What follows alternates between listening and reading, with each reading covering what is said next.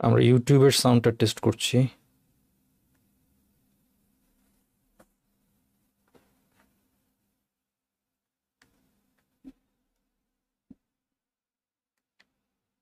আমরা ইউটিউবের সাউন্ডটা টেস্ট করছি।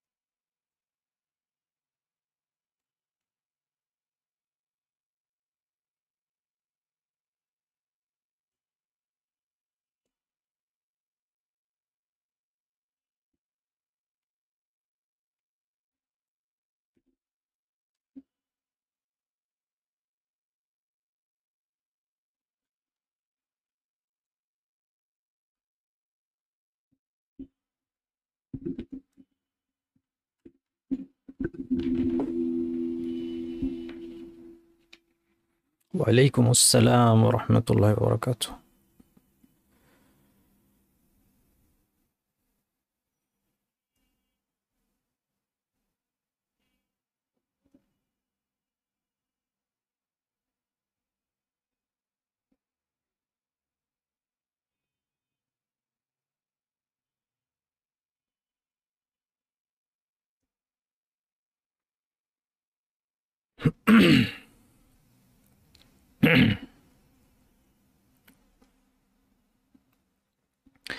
আলহামদুলিল্লাহি রাব্বিল আলামিন ওয়া সাল্লাল্লাহু ওয়া সাল্লাম আলা নবিয়িনা মুহাম্মাদিন ওয়া আলা আলিহি ওয়া সাহবিহি আজমাইন। মৃত্যুর পর জীবন কোর্সে আজকে আমাদের তৃতীয় আলোচনা কবরের জীবন সম্পর্কে। পৃথিবীতে যেমন আমাদের একটা জীবন আছে,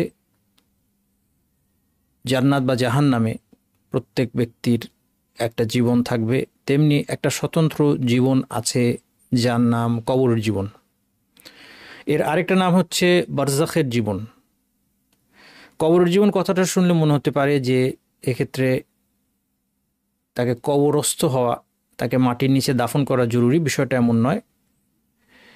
কারো মাটির নিচে দাফন হোক অথবা কাউকে পুড়িয়ে ছাই বানিয়ে উড়িয়ে দেওয়া হোক অথবা হিংস্র জন্তু জানোয়ার তাকে খেয়ে ফেলুক, যে অবস্থায় তার হোক না কেন, মৃত্যুর পর কেয়ামত পর্যন্ত সময়টার মধ্যবর্তী সময় একটা জীবনে সে থাকবে। এই জীবনটার জেনারেল নাম হচ্ছে বারজাখের জীবন। বারজাখ শব্দের অর্থ হচ্ছে আড়াল। অর্থাৎ এই জীবনটা পার্থিব জীবন এবং কেয়ামতের পর যা হবে এর মাঝামাঝি একটা একটা একটা লেয়ারের মতো, একটা স্তরের মতো বা একটা আড়ালের মতো। এই জন্য এর নাম দেওয়া হয়েছে বারজাখ। এই বারজাখের জীবন সম্পর্কে জানা আমাদের জন্য খুব জরুরি।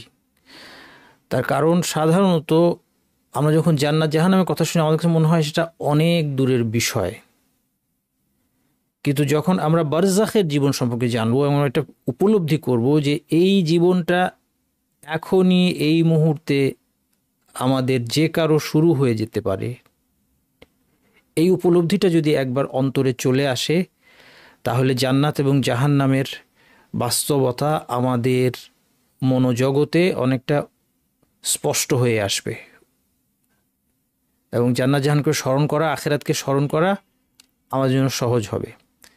আসুন আজকে আমরা এই কবর জীবন সম্পর্কে যা কিছু জানতে পারি সেগুলো জানার চেষ্টা করবো ইনশাআল্লাহ। বারজাখের জীবন সম্পর্কে আমার এই জুম ক্লাসে আপনারা যারা প্রথম জয়েন করেছেন, এখানে আপনাদের সামনে কিছু লিঙ্ক দেওয়া আছে। অবশ্যই আমার টেলিগ্রাম এবং হোয়াটসঅ্যাপ চ্যানেলে আপনারা যুক্ত হবেন। nasirshahid.com আমার ওয়েবসাইট, সেখান থেকে কোর্সে রেজিস্ট্রেশন করবেন, পরীক্ষা দিবেন, সার্টিফিকেট নেবেন। নতুবা লেকচার শোনার জন্য রেজিস্ট্রেশনের প্রয়োজন নাই। এছাড়া আপনাদের কোনো প্রশ্ন থাকলে এখানে কিউ&এতে করতে পারেন। কোনো মাসআলা আপনাদের জানার থাকলে কিউ&এতে করতে পারেন অথবা আমার ইমেইলে info@nasirshahid.com পাঠাতে পারেন। আর টেকনিক্যাল কোনো সমস্যা হলে রেজিস্ট্রেশন ইত্যাদি, সেই ক্ষেত্রে support@nasirshahid.com আপনারা ইমেল করবেন রেজিস্ট্রেশন করতে, এনরোল করতে অথবা পরীক্ষা দিতে যদি কোনো সমস্যা হয়। চলুন আমরা আজকে আলোচনায় প্রবেশ করি। কবরের জীবনের ভয়াবহতা, এটা হচ্ছে আমাদের প্রথম টপিক। রাওয়া হানিউন মাওলা উসমান ইবনে আফফান قال كان عثمان رضي الله عنه إذا وقف على قبر بكى। উসমান রাদিয়াল্লাহু আনহু, তার মাওলা অর্থাৎ তিনি যাকে দাস হিসেবে মুক্ত করে দিয়েছেন তাকে মাওলা বলা হয় আরবিতে। তিনি বর্ণনা করছেন, যখন উসমান রাদিয়াল্লাহু আনহু ইযা ওয়াকাফা আলা কবরি বাকা হাত্তা ইয়াবুল্লা লিহিয়াতাহু, কোনো কবরের কাছে দাঁড়ালে তিনি কাঁদতে কাঁদতে দাড়ি ভিজিয়ে ফেলতেন। ফাকিল লাহু, তাকে বলা হলো, প্রশ্ন করা হলো, তাযকুরুল জান্নাতা ওয়ান নার ফালা তাবকি ওয়া তাবকি মিন হাযা, যে আপনি যখন জান্নাত বা জাহান্নামের কথা উল্লেখ করেন তখন কাঁদেন না, কিন্তু কবরের সামনে এত কান্নাকাটি কেন করেন? ফাকালা, তিনি বললেন, ইন্না রাসূলুল্লাহি সাল্লাল্লাহু আলাইহি ওয়াসাল্লাম ক্বাল, যে রাসূলুল্লাহ সাল্লাল্লাহু আলাইহি ওয়াসাল্লাম বলেছেন, ইন্নাল কবরা আউয়ালু মানজিলিন মিন মানাজিলিল আখিরাহ, কবর হচ্ছে আখিরাতের প্রথম স্টেশন। ফা ইন নাজা মিনহু ফামা বাদাহু আইসারু মিনহু, সে যদি এই প্রথম স্টেশনে মুক্তি পায়, উদ্ধার পেয়ে যায়, নাজাত পেয়ে যায়, তাহলে এর সামনে যা আছে তা এর চেয়ে সহজ। এই কথাটার সামনে আমাদের নিজেদেরকে একটু দাঁড় করানো দরকার, কারণ এই প্রথম স্টেশনটায় আমরা ঠিক কোন মুহূর্তে প্রবেশ করতে যাচ্ছি আমরা কেউ জানি না। আমাদেরকে সবসময় প্রস্তুত থাকতে হবে, কারণ এই জায়গায় আসা মাত্র আমরা আমাদের ফিউচার বুঝতে পারব, এবং এখানে যদি আমরা উদ্ধার পাই তাহলে আমাদের সামনে যা আসছে সেটা আমাদের জন্য সহজ হবে। ওয়া ইল্লাম ইয়ানজু মিনহু ফামা বাদাহু আশাদ্দু মিনহু, রাসূলুল্লাহ সাল্লাল্লাহু আলাইহি ওয়াসাল্লাম বলছেন, যদি এখান থেকে সে বাঁচতে না পারে তাহলে এর পরে যা আছে তা আর অনেক বেশি কঠিন। ওয়া ক্বালা রাসূলুল্লাহ সাল্লাল্লাহু আলাইহি ওয়াসাল্লাম, রাসূলুল্লাহ সাল্লাল্লাহু আলাইহি ওয়াসাল্লাম বলেছেন, মা রাআইতু মানজারান কাত্তু ইল্লা ওয়াল কবরু আফযাউ মিনহু, কবরের চেয়ে বিভীষিকাময় কোনো দৃশ্য আমি দেখিনি। এই কবরের দৃশ্য অত্যন্ত ভয়াবহ এবং বিভীষিকাময়। এটা মানুষকে সরাসরি আখিরাতের সাথে কানেক্ট করে। এখানে অনুবাদ দেওয়া আছে, আপনারা স্ক্রিনশট রাখতে পারেন, এছাড়া নোটে পেয়ে যাবেন। সব কিছু আলোচনা এবং আলোচনা যা করছি তার চেয়ে একটু বেশি পাবেন ইনশাল্লাহ নোটে। আপনারা ইতিমধ্যে টেলিগ্রাম গ্রুপে 2টা নোট পেয়ে গিয়েছেন, এগুলো পাবেন পর্যায়ক্রমে। কাজেই বাংলাটা এখানে বেশিক্ষণ দেখাবো না, আর যেহেতু আরবি থেকে অনুবাদ করে বলছি, বাংলা হয়তো আমি দেখাবো না, আপনারা স্ক্রিনশটও রাখতে পারবেন, নোটেও পেয়ে যাবেন ইনশাল্লাহ। কবরের অন্ধকার। আন আবি হুরায়রা রাদিয়াল্লাহু আনহু, আবু হুরায়রা রাদিয়াল্লাহু আনহু থেকে বর্ণিত, তিনি বলছেন, আন্না ইমরাআতান সাউদা কানাত তাকুমুল মসজিদ, একজন কৃষ্ণবর্ণ মহিলা তিনি মসজিদ ঝাড়ু দিতেন। ফাফাকাদাহা রাসূলুল্লাহ সাল্লাল্লাহু আলাইহি ওয়াসাল্লাম, রাসূল সাল্লাল্লাহু আলাইহি ওয়াসাল্লাম তাকে কিছুদিন দেখলেন না। ফাসাআলা আনহা, তার সম্পর্কে প্রশ্ন করলেন যে সে কোথায়। ফাকালু মাত, তারা বলল, সাহাবীরা বললেন যে সে মৃত্যুবরণ করেছে। ফাকালা আফালা কুনতুম আযানতুমুনি, তোমরা আমাকে জানালে না কেন? ক্বালা ফাকান্নাহুম সাগগারু আমরাহা, তারা বিষয়টাকে হালকা মনে করেছিল, তার বিষয়টা খুব গুরুত্বপূর্ণ নয় মনে করেছিল, যে এত মানুষ মারা যায়, যদি প্রত্যেকটা মানুষ মারা গেলে আমরা রাসূলুল্লাহ সাল্লাল্লাহু আলাইহি ওয়াসাল্লামকে জানাই এবং স্বাভাবিক তাকে জানালে তিনি আসবেন, জানাজা পড়বেন, তিনি দাফনে উপস্থিত থাকবেন, তার জন্য কষ্টকর হয়ে যাবে। উনি তো একজন সাধারণ মহিলা, উনি হয়তোবা কৃষ্ণবর্ণের হওয়ার বিবরণ থেকে মনে হয় যেন হয়তো উনি একজন দাসী ছিলেন অথবা মুক্ত হওয়া দাসী। তিনি ইসলাম গ্রহণ করেছিলেন এবং তিনি মসজিদে খেদমত করতেন, মসজিদ ঝাড়ু দিতেন।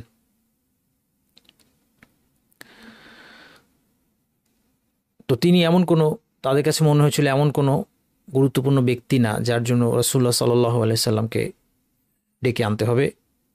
কিন্তু রাসূলুল্লাহ সাল্লাল্লাহু আলাইহি সাল্লাম বিষয়টাকে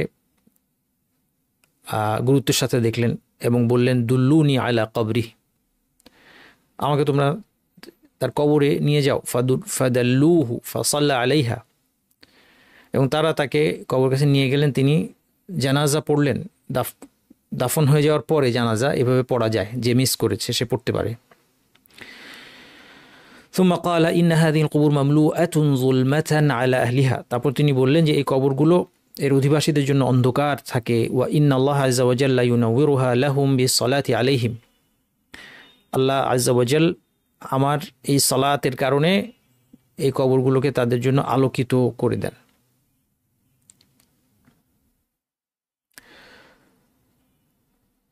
وقال صلى الله عليه وسلم في دعائه لأبي سلمة عند موته, আবু সালামা রাদিয়াল্লাহু আনহু মারা গেলেন, নবী সাল্লাল্লাহু আলাইহি ওয়াসাল্লাম তার জন্য দোয়া করলেন। তখন বলেছিলেন আল্লাহুম্মা গফির লি আবি সালামা, হে আল্লাহ আপনি আবু সালামাকে ক্ষমা করে দিন।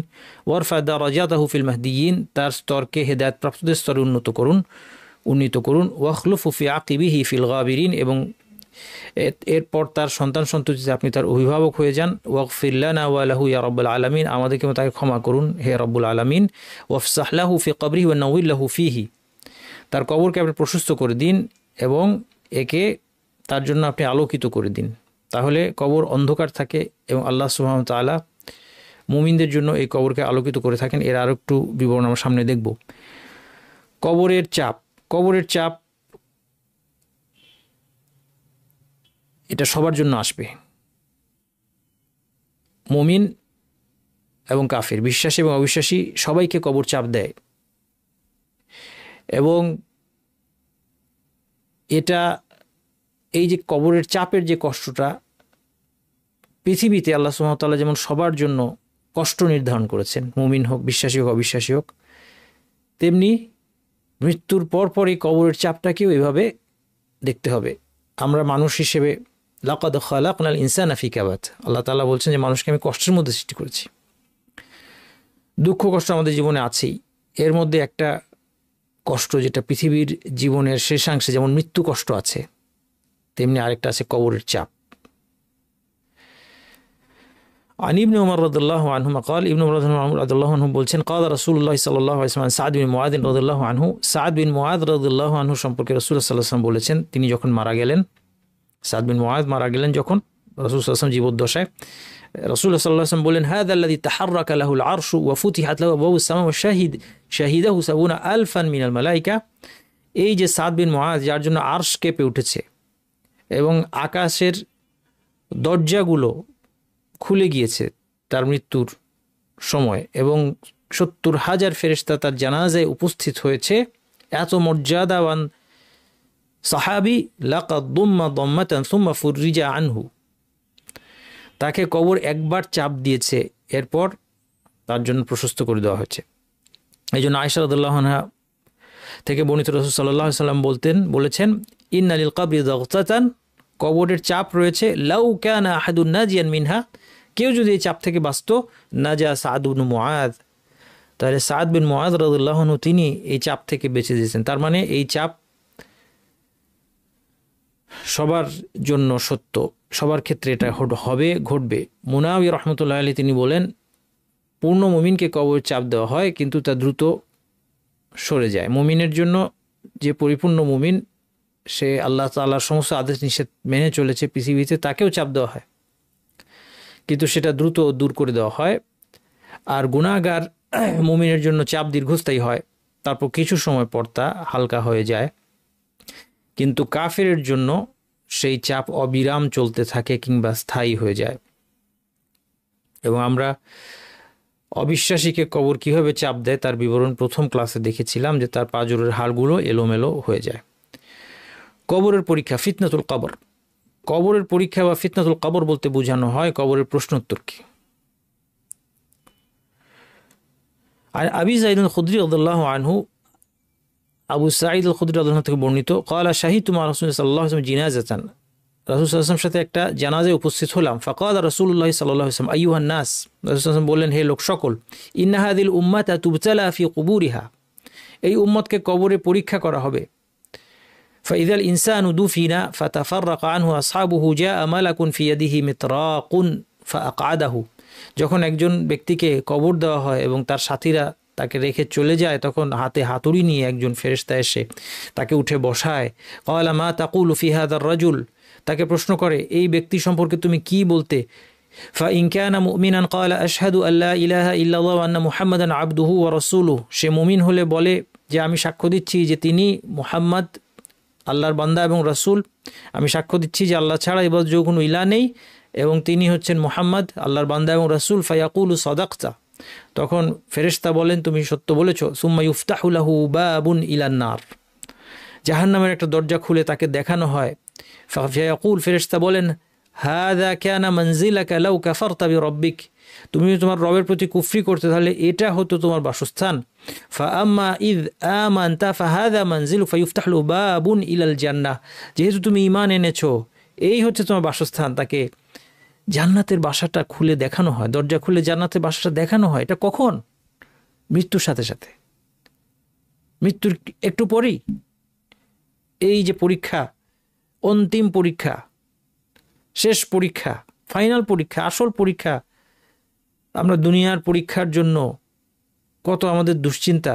এসএসসি এইচএসসি পরীক্ষা হলে মা বাবা ছেলে মেয়েদেরকে রোজা ভাঙিয়ে ফেলে যে তোমার রোজা রাখা লাগবে না, তুমি পরীক্ষা সিরিয়াসলি দাও। কিন্তু আসল পরীক্ষা আমরা ভুলে বসে আছি, যেই পরীক্ষায় হয় জাহান্নাম দেখিয়ে বলা হবে যে এখানে তোমার থাকার কথা ছিল না, কিন্তু তোমাকে আল্লাহ এর বদলে জান্নাতেরই বাসা দিয়েছেন। অথবা যদি এর বিপরীত অবস্থা হয় তখন আফসোস কেমন হবে যদি জান্নাত দেখিয়ে বলা হয় যে এখানে তোমার থাকার কথা ছিল কিন্তু তুমি তো ঈমান আনো নাই,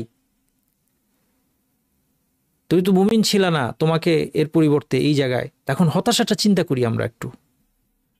আমরা তো দুনিয়ার জীবনের পরীক্ষার কারণে আমরা তো আসল পরীক্ষার কথা ভুলে যাই, আমাদের অন্তিম পরীক্ষা ফাইনাল পরীক্ষার কথা আমরা তো ভুলে বসে আছি, আমাদের তো কোনো প্রস্তুতি নাই। ফায়ুরিদু আইয়ানহাদা ইলাইহি, তাকে যখন দেখানো হয় যে এই যে তোমার বাসস্থান জান্নাতে, এখানে তুমি যাবে, তখন সে উঠে যেতে চায়। ফায়াকুল উসকুন, তাকে বলা হয় যে তুমি শান্ত হও, তুমি এখানেই থাকো, তুমি এখন যেতে পারবে না। ওয়াইফসাহু লাহু ফি কবরি, তখন তার কবরটাকে প্রশস্ত করে দেওয়া হয়। ওয়া ইন কানা কাফিরান আও মুনাফিকান ইয়াকুলু লাহু, মুনাফিক অথবা কাফির হলে তাকে প্রশ্ন করে মা তাকুলু ফি হাদার রাজুল, একই প্রশ্ন আউট করে দেওয়া আছে। এই ব্যক্তি সম্পর্কে কি বলতে? ফায়াকুলু লা আদরি, আমি জানি না। সামিআতুন নাসা ইয়াকুলুনা শাইআন, মানুষকে কিছু একটা বলতে শুনেছি, সেটাই আমি বলেছি। ফায়াকুলু লা দারাইতা ওয়ালা তালাইতা, যে তুমি জ্ঞান অর্জন করনি, তুমি জ্ঞানীদেরকে ফলো করনি। ওয়ালা তাদাইতা, তুমি হেদায়েত পাওনি। সুম্মা ইফতাহু লাহু বাবুন ইলাল জান্নাহ ফায়াকুল হাযা মানজিলুকা লাউ আমানতা বিরাব্বিক, রবের প্রতি ঈমান আনলে এই তোমার বাসা হতো, জান্নাতে তার বাসাটা দেখানো হয়, এটা তোমার বাসা হওয়ার কথা ছিল। ফাআম্মা ইয কাফারতা বিহি, কিন্তু তুমি যেহেতু তার প্রতি কুফরি করেছো, ফাইন্নাল্লাহ আযজা ওয়া জাল্লা আবদালাকা বিহি হাযা, এর পরিবর্তে তোমাকে এই বাসাটা তোমার জন্য ঠিক করা হয়েছে। ইফতাহু লাহু বাবুন ইলান নার, জাহান্নামের দরজা খুলে তাকে তার জাহান্নামে তো অবস্থান দেখানো হয়। আমরা এই দৃশ্য দেখার থেকে আল্লাহর কাছে আশ্রয় চাই, আল্লাহ আমরা যেন এই দলের লোক না হই।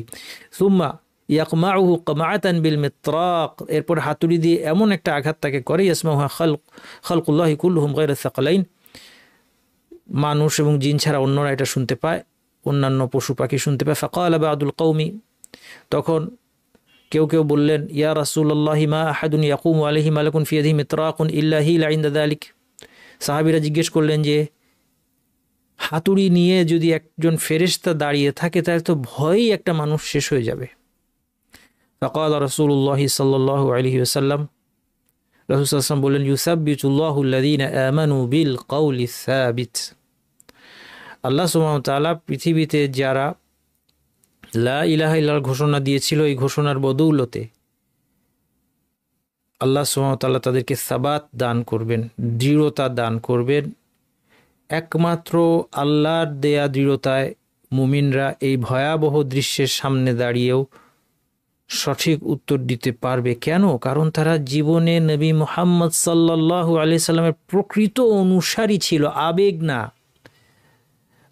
না যে কোনো একটা ঘটনা ঘটলে খুব স্লোগান দিলাম, হইচই করলাম, চিৎকার করলাম। জীবনে রাসূল সাল্লাল্লাহু আলাইহি ওয়াসাল্লামের একটা আদেশের বাস্তবায়ন নাই, পুরুষদের মুখে দাড়ি নাই, জীবনে চালচলনে, পোশাক আশাকি, ইবাদতে রাসূলুল্লাহ সাল্লাল্লাহু আলাইহি ওয়াসাল্লামের সুন্নাতের কোনো অনুসরণ নাই। বরং দুঃখের বিষয়, মুসলিম সমাজের মসজিদগুলোতে গেলে সুন্নাতের মুখালাফা, মসজিদ ইবাদতের জায়গা, সর্বোত্তম জায়গা, সেখানে গেলে যদি আপনি গুনতে শুরু করেন যে আপনি ঢোকা থেকে শুরু করে বের হওয়া পর্যন্ত এই যে সালাত হলো, যা কিছু হলো, এর মধ্যে এখানে নবী মুহাম্মদ সাল্লাল্লাহু আলাইহি ওয়াসাল্লামের সুন্নাতের বিপরীত কতটা কাজ হয়েছে আপনি গুণে আঙ্গুলে শেষ করতে পারবেন না।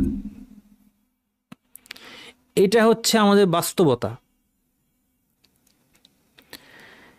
এবং যদি আমরা শেখাতে যাওয়া হয় যে সুন্নাহ হচ্ছে এই, তখন অনেক ক্ষেত্রে বাধা এবং শত্রুতার সম্মুখীন হতে হয়। এমন তো হওয়ার কথা ছিল না। যে নসিহত করে তাকে সবাই ভালোবাসার কথা ছিল। আমরা আমাদের প্রশংসা করলে আমরা ভালোবাসি, যে আপনি খুব ভালো কাজ করেছেন, খুব ঠিক পথে আছেন, খুব সুন্দর বলেছেন, সুন্দর করেছেন।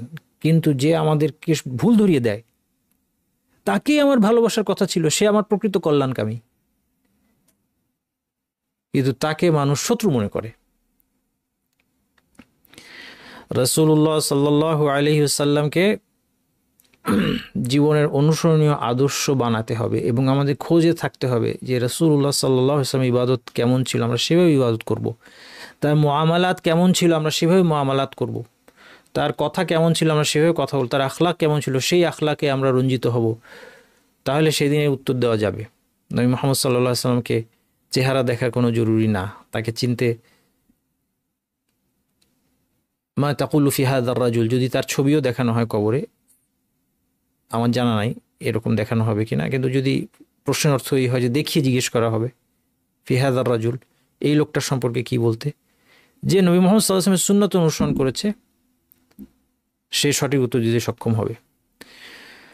আর আয়েশা ক্বালাত, আয়েশা রাদিয়াল্লাহু আনহা থেকে বর্ণিত, তিনি বলছেন দাখালা আলাইহি রাসূলুল্লাহ সাল্লাল্লাহু আলাইহি ওয়াসাল্লাম ইন্নী ইমরাআতুন মিনাল ইয়াহুদ, রাসূল সাল্লাল্লাহু আলাইহি ওয়াসাল্লাম আমার কাছে আসলেন, আমার কাছে একজন ইহুদি নারী বসা ছিল। ওয়াহিয়া তাকুলু হাল শাআরতি আন্নাকুম তুফতানুনা ফিল কুবুর, তিনি আয়েশাকে বলছেন, ওই ইহুদি মহিলা আয়েশাকে বলছে, তুমি কি জানো যে তোমাদেরকে কবরে পরীক্ষা করা হবে? ক্বালাত ফারতা রাসূলুল্লাহ সাল্লাল্লাহু আলাইহি ওয়াসাল্লাম এটা শুনে ফেললেন, তিনি ভয় পেয়ে গেলেন, চমকে উঠলেন, আতঙ্কিত হয়ে পড়লেন। ওয়া ক্বালা ইন্নামা তুফতানুল ইয়াহুদ, তাড়াতাড়ি তিনি বললেন যে না, ইহুদিদেরকে কবরে পরীক্ষা করা হবে। ক্বালাত আয়েশাতু ফালাবিসনা লায়ালি, আয়েশা বলছেন যে কয়েক রাত গেল। সুম্মা ক্বালা রাসূলুল্লাহ সাল্লাল্লাহু আলাইহি ওয়াসাল্লাম, রাসূল সাল্লাল্লাহু আলাইহি ওয়াসাল্লাম তারপর বললেন, হাল শাআরতি আন্নাহু উহিয়া ইলাইয়া আন্নাকুম তুফতানুনা ফিল কুবুর, তুমি কি জানো, তুমি কি বুঝতে পেরেছো যে আমার প্রতি ওয়াহী এসেছে যে তোমাদেরকে কবরে পরীক্ষা করা হবে? ক্বালাত আয়েশাতু ফাসামি'তু রাসূলুল্লাহ সাল্লাল্লাহু আলাইহি ওয়াসাল্লাম বা'দু ইস্তাঈযু মিন আযাবিল কবর, এরপর থেকে রাসূলুল্লাহ সাল্লাল্লাহু আলাইহি ওয়াসাল্লাম কবরের আযাব থেকে আশ্রয় চাইতেন। আপনারা যদি কবরের আযাবের ভয়াবহতা বুঝতে চান, তাহলে শুধু দোয়ার বই খুলে দেখবেন, শুধু কবরের আযাব থেকে আশ্রয় চাওয়ার কতগুলো দোয়া এসেছে, শুধু কবরের আযাব থেকে আশ্রয়। রাসূল সাল্লাল্লাহু আলাইহি ওয়াসাল্লাম তিনি আশ্রয় চাইতে শিখিয়েছেন বিভিন্ন দোয়ার মাধ্যমে। সালাম ফেরানোর আগে বিশেষভাবে 4টা বিষয় থেকে আশ্রয় চাইতে বলছে। তার মধ্যে একটা হচ্ছে কবরের পরীক্ষা। কবরের এই পরীক্ষা কঠিন পরীক্ষা, এবং রাসূল সাল্লাল্লাহু আলাইহি ওয়াসাল্লাম জানা ছিল না যে মুসলিমদের ওই পরীক্ষা হবে। তিনি ভেবেছিলেন শুধু ইয়াহুদের জন্য, অবিশ্বাসীদের জন্য এটা, কিন্তু তারপর তিনি ওহীর মাধ্যমে জানতে পারলেন যে সবার এই পরীক্ষা হবে, মুমিনদেরও পরীক্ষা হবে, মুসলিম এই উম্মতের পরীক্ষা হবে, এবং তিনি কবরের আযাব থেকে আশ্রয় চাইতে শিখালেন। অন্য হাদিসে আয়েশা রাদিয়াল্লাহু আনহা বলছেন, আন্না রাসূলুল্লাহ সাল্লাল্লাহু আলাইহি ওয়াসাল্লাম ক্বালা ইন্নী ক্বাদ রাআইতুকুম তুফতানুনা ফিল কুবুর, আমাকে দেখানো হয়েছে তোমাদেরকে কবরে পরীক্ষা করা হচ্ছে। কিরকম? কাফিতনাতিদ দাজ্জাল, অনেকটা দাজ্জালের ফিতনার মতো। কারণ দাজ্জালের ফিতনা হচ্ছে এ মানবজাতির ইতিহাসে সবচেয়ে কঠিন পরীক্ষা। এই জন্য রাসূলুল্লাহ সাল্লাল্লাহু আলাইহি ওয়াসাল্লাম কবরের পরীক্ষাকে তুলনা করলেন দাজ্জালের পরীক্ষার সাথে। ফাকুনতু আসমাউ রাসূলুল্লাহ সাল্লাল্লাহু আলাইহি ওয়াসাল্লাম বাদা যালিকা ইয়াতাআওয়াযু মিন আযাবিন নারি ওয়া আযাবিল কবর, এবং আয়েশা রাদিয়াল্লাহু আনহা বলছেন এরপর থেকে আমি শুনতাম নবী সাল্লাল্লাহু আলাইহি ওয়াসাল্লাম জাহান্নামের আযাব থেকে শাস্তি চাওয়ার পাশাপাশি কবরের আযাব থেকে তিনি জাহান্নামের শাস্তি থেকে আশ্রয় চাওয়ার পাশাপাশি কবরের আযাব থেকে তিনি আল্লাহর কাছে আশ্রয় চাচ্ছেন। আবু হুরায়রা রাদিয়াল্লাহু আনহু বলছেন ক্বালা রাসূলুল্লাহ সাল্লাল্লাহু আলাইহি ওয়াসাল্লাম ইযা কুবিরাল মাইয়িত আও ক্বালা আহাদুকুম আতাহু মালাকানি আসওয়াদানি আজরাকান। আমরা কবরের পরীক্ষার আরেকটু বিবরণ দেখি। এই হাদিসে রাসূল সাল্লাল্লাহু আলাইহি ওয়াসাল্লাম বলছেন যে একজন মৃত ব্যক্তিকে কবর দেওয়া হলে দুইজন ফেরেশতা আসেন, আসওয়াদানি আজরাকান, কালো এবং নীল। আলেমগণের ব্যাখ্যায় বলেছেন তাদের চেহারা কালো, চোখ নীল বর্ণ, আল্লাহ তাআলাই ভালো জানেন। হাদিসে এটা স্পষ্ট করে বলা হয় নাই। ইউকালু লিআহাদিহিমুল মুনকার ওয়াল আখার নাকির, তাদের একজনের নাম হচ্ছে মুনকার, একজনের নাম হচ্ছে নাকির। ফায়াকুলানি মা কুনতা তাকুলু ফি হাযার রাজুল, তাকে এসে দুইজন প্রশ্ন করে এই ব্যক্তির সম্পর্কে কি বলতে। ফায়াকুলু মা কানা ইয়াকুলুহু আব্দুল্লাহি ওয়া রাসূলুহু, ফায়াকুলু মা কানা ইয়াকুল, সে পৃথিবীতে যা বলতো সেটাই সেখানে বলবে। হুয়া আবদুল্লাহি ওয়া রাসূলুহু আশহাদু আল্লা ইলাহা ইল্লাল্লাহ ওয়া আন্না মুহাম্মাদান আবদুহু ওয়া রাসূলুহু, যে তিনি আল্লাহর বান্দা এবং রসুল, আমি সাক্ষ্য দিই আল্লাহ ছাড়া ইবাদতের যোগ্য কোনো ইলাহ নেই এবং মুহাম্মদ আল্লাহর বান্দা এবং রসুল। ফায়াকুলানি কাদ কুন্না না'লামু আন্নাকা তাকুলু হাযা, তখন এই দুজন ফেরেশতা মুনকার এবং নাকির বলবেন, আমরা জানতাম তুমি এই উত্তরই দেবে। সুম্মা ইউফসাহু লাহু ফি কবরিহি 70 যিরাআন ফি 70, তখন তার কবরকে 70 হাত দৈর্ঘ্য এবং প্রস্থে প্রশস্ত করে দেওয়া হবে। আল্লাহ আমাদের কবরকে আপনি প্রশস্ত করে দিয়েন। সুম্মা ইউনাওয়ারু লাহু ফিহি, তাদের জন্য কবর আলোকিত হবে। যেভাবে রাসূল সাল্লাল্লাহু আলাইহি সাল্লামের জানাজা সালাতে তার দোয়ার কারণে সাহাবীদের কবর আলোকিত হতো, সেই সুযোগ আমাদের নাই। কিন্তু আমরা যদি কবর প্রশ্নের উত্তর ঠিকভাবে দিতে পারি, আমরা যদি রাসূল সাল্লাল্লাহু আলাইহি ওয়াসাল্লামের সুন্নাতের প্রকৃত অনুসারী হই, ইনশাআল্লাহ উত্তর দিতে পারবো এবং সেই ক্ষেত্রে আমাদের কবরকে আলোকিত করে দেওয়া হবে। সুম্মা ইউকালু লাহু নাম, তাকে বলা হয় তুমি ঘুমাও। ফায়াকুলু আরজি ইলা আহলি ফাউখবিরহুম, আমি আমার পরিবারের কাছে ফিরে গিয়ে তাদেরকে জানাই। ফায়াকুলানি নাম কানাউমাতিল আরুস আল্লাযী লা ইউকিযুহু ইল্লা আহাব্বু আহলিহি ইলাই, তুমি নববিবাহিতের মতো ঘুমাও যাকে তার প্রিয়তমই কেবল জাগিয়ে তুলবে। হাত্তা ইয়াবআসাহুল্লাহু মিন মাদজিহি যালিক, এভাবে সে এই পরিবেশের মধ্যে ঘুমিয়ে থাকবে যতক্ষণ না আল্লাহ শেষ পর্যন্ত তাকে এখান থেকে উঠান কিয়ামতের দিন। ওয়া ইন কানা মুনাফিকান ক্বালা সামি'তু নাসা ইয়াকুলুনা ফাকুলতু মিসলাহু লা আদরি, যদি মুনাফিক হয় এই প্রশ্নোত্তরে কি বলবে, যে মানুষকে যা বলতে শুনেছি সেগুলাই আমি বলেছি। ফায়াকুলানি কাদ কুন্না না'লামু আন্নাকা তাকুলু যালিক, ফেরেশতারা বলবে তুমি এটাই বলবে আমরা জানতাম। ফায়ুকালু লিল আরদি ইলতাইমি আলাইহি, তখন জমিনকে আদেশ দেওয়া হবে যে তাকে পিষে ফেলো। ফাতালতাইমু আলাইহি, জমি তাকে পিষে ফেলবে। ফাতাখতালিফু ফিহা আদলাউহু, তার পাজরের হাড় এলোমেলো হয়ে যাবে। ফালা ইয়াজালু ফিহা মুআযযাবান, সে শাস্তি পেতেই থাকবে। হাত্তা ইয়াবাসাহুল্লাহু মিন মাদজিহি যালিক, তা পুনরুত্থান পর্যন্ত তার এই শাস্তি চলবে। আল্লাহ সুবহানাহু ওয়া তাআলার কাছে আমরা কবর আযাব থেকে আল্লাহ তাআলার কাছে আমরা আশ্রয় চাই। এবং কবরের ফিতনা সম্পর্কে আমরা প্রথম দিন যে রুহের সফর বারা ইবনে আযিবের যে হাদিস, যে রুহ কীভাবে বের হয়, সেই হাদিসের মধ্যে আমরা পেয়েছি ফায়াতিহি মালাকানি শাদীদাল ইনতিহার ফায়ানতাহিরানিহি, মুমিনের ক্ষেত্রে এই বর্ণনা যে দুইজন ফেরেশতা আসে, তারা তাকে কঠিনভাবে ধমক দেয়। ওয়ায়ুজলিসানিহি, ধমক পরীক্ষার অংশ। ওয়ায়ুজলিসানিহি, তাকে উঠিয়ে বসায়। ফায়াকুলানি লাহু মার রাব্বুক, উঠিয়ে তাকে জিজ্ঞেস করে। এখানে 3টা প্রশ্নের কথা এসেছে, আগের হাদিসগুলোতে একটা প্রশ্নের কথা এসেছে, এখানে 3টা প্রশ্নের কথা এসেছে, এর মধ্যে কোনো সংঘর্ষ নাই। ওখানে একটা প্রশ্নকে হাইলাইট করা হয়েছে, এখানে 3টা প্রশ্ন উল্লেখ করা হয়েছে। মার রব্বুক, তাকে জিজ্ঞেস করে তোমার রব কে? ফায়াকুলু রব্বি আল্লাহ, সে বলে আমার রব আল্লাহ। ফায়াকুলানি লাহু মা দীনুক, তাকে প্রশ্ন করা তোমার দিন কি ছিল? ফায়াকুলু দীনিয়াল ইসলাম, আমার দিন ইসলাম। ফায়াকুলু লাহু মা হাযার রাজুল আল্লাযী বুইসা ফীকুম, তোমার মধ্যে যাকে পাঠানো হয়েছিল সে কে? ফায়াকুল হুয়া রাসূলুল্লাহ সাল্লাল্লাহু আলাইহি সাল্লাম, সঠিক উত্তর দেয়। ফায়াকুলানি লাহু ওয়া মা ইলমুক, তুমি কিভাবে জানো? ফেরেশতারা প্রশ্ন করে। ফায়াকুলু ক্বরাতু কিতাবাল্লাহি ফাআমানতু বিহি সাদ্দাকতু, আমি আল্লাহর কিতাব পড়েছি এবং ঈমান এনেছি এবং একে সত্য বলে স্বীকার করেছি। তখন আরেকবার ধমক দিয়ে দ্বিতীয়বার এই প্রশ্ন তারা করে, মার রব্বুক মান দীনুক মান নাবিয়ুক ওয়া হিয়া আখিরু ফিতনাতিন তু'রাদু আলাল মুমিন, এটাই হচ্ছে মুমিনের শেষ পরীক্ষা। ফাযালিকা হিনা ইয়াকুলুহু ইসাবিতুল্লাহু আল্লাযিনা আমানু বিল সাবিতি ফিল হায়াতি দুনিয়া, আর এটাই আল্লাহর সেই বাণীর অর্থ যে পৃথিবীর জীবনে আল্লাহ সুবহানাহু ওয়া তাআলা ঈমানদারদেরকে তাদের যে দৃঢ় বাক্যের ঘোষণা তারা দিয়েছে, লা ইলাহা ইল্লাল্লাহ, এই বাক্যের ঘোষণার কারণে তাদেরকে আল্লাহ কবর জীবনে দৃঢ় রাখবেন। এটা যদিও হায়াত দুনিয়া পৃথিবীর জীবন বলা হয়েছে, কিন্তু বোঝানো হচ্ছে পৃথিবীর জীবনের শেষ প্রান্তকে। ফায়াকুলু রাব্বি আল্লাহু দীনুল ইসলাম নবী মুহাম্মদ সাল্লাল্লাহু আলাইহি ওয়াসাল্লাম, সে সঠিক উত্তর দেয়। ফায়ুনাদি মুনাদিন ফিস সামাই আন সাদাকা আবদি, তখন আকাশ থেকে ঘোষণা আসে যে আমার বান্দা সঠিক কথা বলেছে। এর বিপরীতে যখন অবিশ্বাসীকে প্রশ্ন করা হয় তখন সে বলে হা হা লা আদরি, আমি জানি না। 3টা প্রশ্নই তাকে করা হয়, তখন সে বলে লা আদরি, তখন তাকে বলে লা দারাইতা ওয়ালা তালাউতা, তুমি পড়াশোনাও করো নাই, জ্ঞান অর্জনও করো নাই, যারা জ্ঞানী তাদের পিছনেও চলো নাই। ফায়ুনাদি মুনাদিন মিনাস সামাই কাযাব, আকাশ থেকে ঘোষণা আসে যে সে মিথ্যা বলেছে। এই হাদিসগুলোর আরেকটা গুরুত্বপূর্ণ ফায়দা হচ্ছে জ্ঞান অর্জনের গুরুত্ব বোঝা। আমাদেরকে এখন থেকে জ্ঞান অর্জন করতে হবে, কারণ এই প্রশ্নের উত্তর দেওয়া শরীয়তকে জানা এবং মানার উপর দাঁড়িয়ে আছে। আমাদের শরীয়ত জানতে হবে। জ্ঞান অর্জন মানে এই প্রশ্নের উত্তর মুখস্থ করা নয়, আমাদেরকে শরীয়ত এমনভাবে জানতে হবে যে আল্লাহ আমাদের রব, মাবুদ হিসেবে সমস্ত ইবাদত আমরা তার জন্য নিবেদন করতে পারলাম কিনা, শিরক থেকে বাঁচতে পারলাম কিনা। আর জ্ঞান ছাড়া এটা আমরা পারবো না। 2 নম্বর, নবী মুহাম্মদ সাল্লাল্লাহু আলাইহি ওয়াসাল্লামকে রাসূল হিসেবে ঘোষণা দেওয়া, এর অর্থ হচ্ছে সুন্নতকে জীবনে ধারণ করতে আমরা পেরেছি কিনা। যদি আমরা তার সুন্নত স্টাডি না করি এবং জীবনে ধারণ না করি, তাহলে এর উত্তর দেওয়া আমাদের পক্ষে সম্ভব হবে না। 3 নম্বর হচ্ছে দিন, তোমার দিন কি? ইসলাম। আমরা ইসলাম সম্পর্কেই জানি না। ইসলাম নামে আজকে আমাদের দেশে যা চলছে এটা একটা অপরিচিত আরেক ধর্ম। এর সাথে আপনি কোরআন হাদিসের মিল পাবেন না যদি একটু জ্ঞান অর্জন করতে যান। এই অবস্থার মধ্যে আমরা এই প্রশ্নের উত্তর দিতে পারবো কিনা যথেষ্ট সন্দেহ আছে, যদিও আমরা দাবি করছি আমরা মুসলিম। কবরের পরীক্ষা থেকে কিছু মানুষ রেহাই পাবে, তার মধ্যে একজন হচ্ছে শহীদ। একজন সাহাবী সাল্লাল্লাহু আলাইহি ওয়াসাল্লামকে জিজ্ঞেস করেন, ইয়া রাসূলুল্লাহ মা বালুল মুমিনিনা ইফতানুনা ফি কুবুরিহিম ইল্লা শাহীদ। মুমিনদের ব্যাপারটা কি যে তারা কবরে পরীক্ষার সম্মুখীন হয় কিন্তু শহীদ পরীক্ষার সম্মুখীন হয় না। ক্বালা কাফা বিবারিকাতি সুয়ুফি আলা রাসিহি ফিতনাহ। তার মাথার উপর তরবারির ঝলকানি পরীক্ষা হিসেবে যথেষ্ট, এই জন্য তাকে কবরের পরীক্ষা থেকে রেহাই দেওয়া হয়েছে। তাকে কবরে জিজ্ঞেস করা হবে না মার রব্বুক ওমা দীনুক ওমা নবিয়ুক, কারণ এই প্রশ্নের উত্তর সে তার জীবন দিয়ে দিয়েছে। সে যে এই প্রশ্নের উত্তর জানে সেটা সে তার জীবন দিয়ে প্রমাণ করেছে। আরেকজন ব্যক্তি হচ্ছে সীমান্তরক্ষী। কুল্লুল মাইয়িত ইউখতামু আলা আমালিহি ইল্লাল মুরাবিত। সমস্ত মৃত ব্যক্তির আমল বন্ধ হয়ে যায় মুরাবিত ছাড়া, যে সীমান্তরক্ষী। ফা ইন্নাহু ইয়ানমু লাহু আমালুহু ইলা ইয়াউমিল কিয়ামাহ। তার আমলটা কিয়ামত পর্যন্ত বাড়তে থাকে। ওয়া ইউআম্মানু মিন ফাত্তানিল কবর। এবং তাকে কবরের ফিতনা থেকে নিরাপদ রাখা হয়।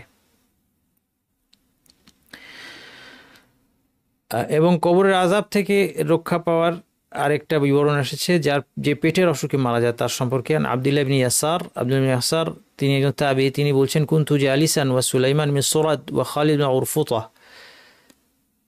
সুলাইমান ইবনু সুরাদ একজন সাহাবী এবং খালিদ বিন উরফুতা আরেকজন সাহাবী, তাদের সাথে বসেছিলাম। ফাযাকারু আন্না রাজুলান তুফিয়া মাতা বিবাতনিহি। একজন ব্যক্তি মারা গিয়েছে, তারা আলোচনা করছেন যে সে পেটের অসুখে মারা গিয়েছে। ফাইদা হুমা ইয়াশতাহিয়ানি আন ইয়াকুনা শাহিদা জানাজাতা। তারা তখন বলা বলি করছে, হ্যাঁ তার জানাজায় যদি আমরা উপস্থিত থাকতাম। ফাকালা আহাদুহুমা লিল আখার। তারা একজন আরেকজনকে বলছেন, সাহাবীরা একজন আরেকজনকে বলছেন, আলাম ইয়াকুল রাসূলুল্লাহ সাল্লাল্লাহু আলাইহি ওয়াসাল্লাম মান ইয়াকতুলহু বাতনুহু ফালা ইউআযাবা ফি কবরিহি। রাসূল সাল্লাল্লাহু আলাইহি ওয়াসাল্লাম বলেননি যে যে পেটের অসুখে মারা যায় তার কবরে তার শাস্তি হবে না। ফাকাল আল আখারু বালা। আরেকজন বলল যে হ্যাঁ। বারজাখের জীবনের শাস্তি এবং সুখ শান্তির বিবরণ এবার আমরা দেখব।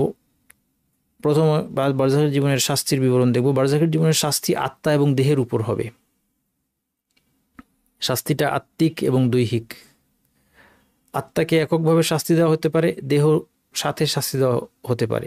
যেমন আমরা এই জন্যই পাঁজরের হাড় এলোমেলো হয়ে যাওয়া, হাতুড়ি দিয়ে আঘাত করার বিবরণ এসেছে, এগুলো দৈহিক শাস্তি। প্রথমত কবরের আযাবের সুস্পষ্ট প্রমাণ আল কোরআনের মধ্যে আছে।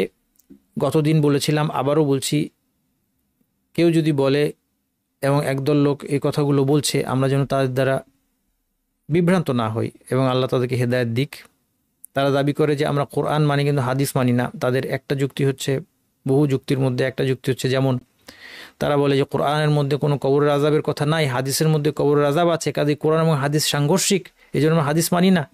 হাদিসকে অস্বীকার করার একটা অন্যতম হাতিয়ার হচ্ছে হাদিসকে সাংঘর্ষিক হিসেবে দেখানো কোরআনের সাথে।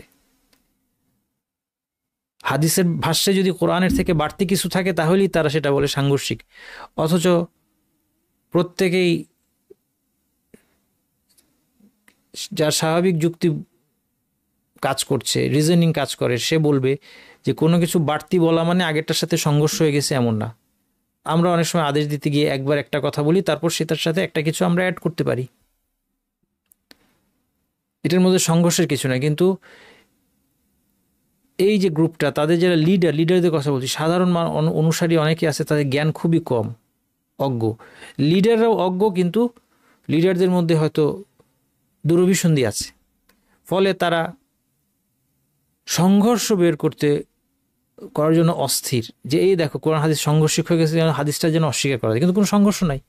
এরপর তাদের অজ্ঞতা কোন পর্যায়ে, যে কোরআনের মধ্যে কবরের আযাবের স্পষ্ট বিবরণ আছে, এই জ্ঞানটাও তাদের সম্পর্কে নাই। এই সম্পর্কে তাদের জ্ঞানটুকুও তাদের নাই। তাদেরকে আমরা বলবো যে আপনারা কোরআন মানতে চান, তাহলে কোরআন সম্পর্কে জ্ঞান অর্জন করুন। দেখেন কোরআনের মধ্যে কতগুলো আয়াত আছে। আমি লিস্ট করেছি প্রায় 7-8টা আয়াত আমি লিস্ট করেছি, যেখানে খুব স্পষ্টত কবরের শাস্তি অথবা সুখ শান্তির কথা আছে, অথবা ইঙ্গিত দেওয়া আছে। এখানে এই আয়াতটা দেখেন, ফাওয়াকাহুল্লাহু সাইয়্যাতি মা মাকারু, এই ঘটনাটা হচ্ছে মূসা আলাইহিস সালামের সাথে ফিরআউনের ঘটনার মধ্যে। ফিরআউনের ফ্যামিলির একজন মুমিন ব্যক্তি, সে ঈমান এনেছিল মূসা আলাইহিস সালামের প্রতি, তার কথা বলা হচ্ছে। ফাওয়াকাহুল্লাহু সাইয়্যাতি মা মাকারু, তাদের ষড়যন্ত্রের সকল অনিষ্ট থেকে আল্লাহ তাকে বাঁচালেন। ওয়া হাকা বিআলি ফিরআউনা সুউল আযাব, আর ফিরআউনের যখন ডুবে গেল, হাকা বিআলি ফিরআউনা সুউল আযাব, ফিরআউনের দলবলের উপর, ফিরআউন বাহিনীর উপর নিকৃষ্ট শাস্তি ঘেরাও করলো ফিরআউনের দলকে। কোন শাস্তি? নিকৃষ্ট শাস্তি ঘেরাও করলো। এটা বারজাখের শাস্তি, মৃত্যুর সময়কার শাস্তি। আন্নারু ইউরাদুনা আলাইহা গুদুওয়া ওয়া আশিয়া, তাদেরকে সকাল সন্ধ্যায় জাহান্নামের সামনে উপস্থিত করা হয়। তাদেরকে সকাল সন্ধ্যায় জাহান্নামের সামনে উপস্থিত করে তাদেরকে শাস্তি দেওয়া হয়। এটা কোনখানকার শাস্তি? জাহান্নামের শাস্তি না, এটা বারজাখের শাস্তি, কবর জীবনের শাস্তি। ইয়াউমা তাকুমুস সাআতু আদখিলু আলা ফিরআউনা আশাদ্দাল আযাব, আর যেদিন কিয়ামত হবে সেদিন বলা হবে ফিরআউনের বাহিনীকে আরো কঠিন শাস্তিতে প্রবেশ করাও। তার মানে এর আগের যে শাস্তির কথা বলা হচ্ছে স্পষ্টত সেটা বারজাখের জীবনের শাস্তি। এই আয়াতটা হচ্ছে কবরের আযাবের গুরুত্বপূর্ণ প্রমাণ আল কোরআন থেকে। আমরা যেন বিভ্রান্ত না হয়, আমাদেরকে জ্ঞান অর্জন করতে হবে, জানতে হবে, বুঝতে হবে। এবং হাদিসের ব্যাপারে আমাদেরকে বিভ্রান্ত করার চেষ্টা করলে তাদের কথা শোনা যাবে না। এই কথা সাধারণ মানুষকে আমি বলবো, এই কথা বললেন না যে একটু দেখি কি বলে, একটু শুনি, না, কোনো দরকার নাই। নিজেকে ফিতনার সামনে উন্মুক্ত করেন না, নাস্তিক কি বলে একটু শুনি, আহলে কোরআন যারা হাদিসকে অস্বীকারী তারা কি বলে একটু শুনি না, অসুবিধা কি? ভালো হলে শুনলাম, না হলে প্রত্যাখ্যান করতে পারবো। বিদাতিরা কি বলে একটু শুনি। এটা হচ্ছে নিজেকে ফিতনায় নিক্ষেপ করা। এই কাজ আমরা সাধারণ মুসলিমরা করতে যাব না। হ্যাঁ, জ্ঞানী ব্যক্তিরা তাদের কথাগুলো শুনে তাদেরকে রিফিউট করবেন, সেটা আলাদা। অবিশ্বাসীর মৃত্যু যন্ত্রণা তার শাস্তির অংশ, এটা আমরা দেখেছি। আরেকটা আয়াত কবরের আযাবের প্রমাণ, ওয়ালাউ তারা ইয ইয়াতাওয়াফাল্লাযিনা কাফারুল মালাইকাতু, তোমরা যদি দেখতে যখন ফেরেশতারা কাফেরদের জান কবজ করে, ইয়াদরিবুনা উজুহাহুম ওয়া আদবারাহুম, তাদের চেহারা এবং পিঠে মারতে মারতে, স্পষ্টত মারার কথা আসছে, দৈহিক শাস্তির কথা আসছে, তাদেরকে আঘাত করে। ওয়াজুকু আযাব আল হারিক, এবং আত্মিক কষ্টের কথাও আসছে, যে তাদেরকে দুঃসংবাদ শোনায় যে তোমরা জাহান্নামের আগুনের শাস্তি আস্বাদন করো। এটা বলে যালিকা বিমা কদ্দামাত আইদিকুম, তোমাদের হাত যা আগে পাঠিয়েছে, যে আমল করেছে এটার ফল। ওয়া আন্নাল্লাহা লাইসা বিযাল্লামিল লিল আবিদ, আল্লাহ তাআলা তার বান্দাদের প্রতি জালেম নন। আন আব্দুল্লাহ উমর রাদিয়াল্লাহু আনহু আন রাসূলুল্লাহ সাল্লাল্লাহু আলাইহি ওয়াসাল্লাম قال ইন্না আহাদাকুম ইযা মাতা উরিদা আলাইহি মাকআদুহু বিল গাদাতি ওয়াল আশি, তোমাদের কেউ মারা গেলে সকাল সন্ধ্যায় তার বাসস্থান দেখানো হয়। ইন কানা মিন আহলিল জান্নাহ ফামিন আহলিল জান্নাহ, সে জান্নাতীর মধ্যে থেকে হলে জান্নাতে তার স্থান দেখানো হয় তাকে সকাল সন্ধ্যায়। ওয়া ইন কানা মিন আহলিন নার ফায়ুকালু হাযা মাকআদুক, তেমনি জাহান্নামে হলে জাহান্নামের বাসস্থান দেখানো হয়, বলা হয় হাযা মাকআদুক হাত্তা ইয়াবাসাকাল্লাহু ইয়াউমাল কিয়ামাহ, এটাই তোমার স্থান, অবশ্যই কিয়ামতের দিন আল্লাহ তোমাকে ওই স্থানে পুনরুত্থিত করবেন। আমরা এই জিনিসগুলো একটু কল্পনা করা দরকার। আমি মারা যাব, আপনি মারা যাবেন, যে কোনো সময় মারা যাব, এবং তারপর আমরা জান্নাত জাহান্নাম যত দূরেই থাকুক, সকাল সন্ধ্যায় আমাদেরকে, সকাল বিকাল আমাদেরকে দেখানো হবে যে এই তোমার বাসস্থান, এইদিকে তুমি, এখানে তুমি থাকবে। যদি সেটা জান্নাত হয়, এই শান্তিটা চিন্তা করুন।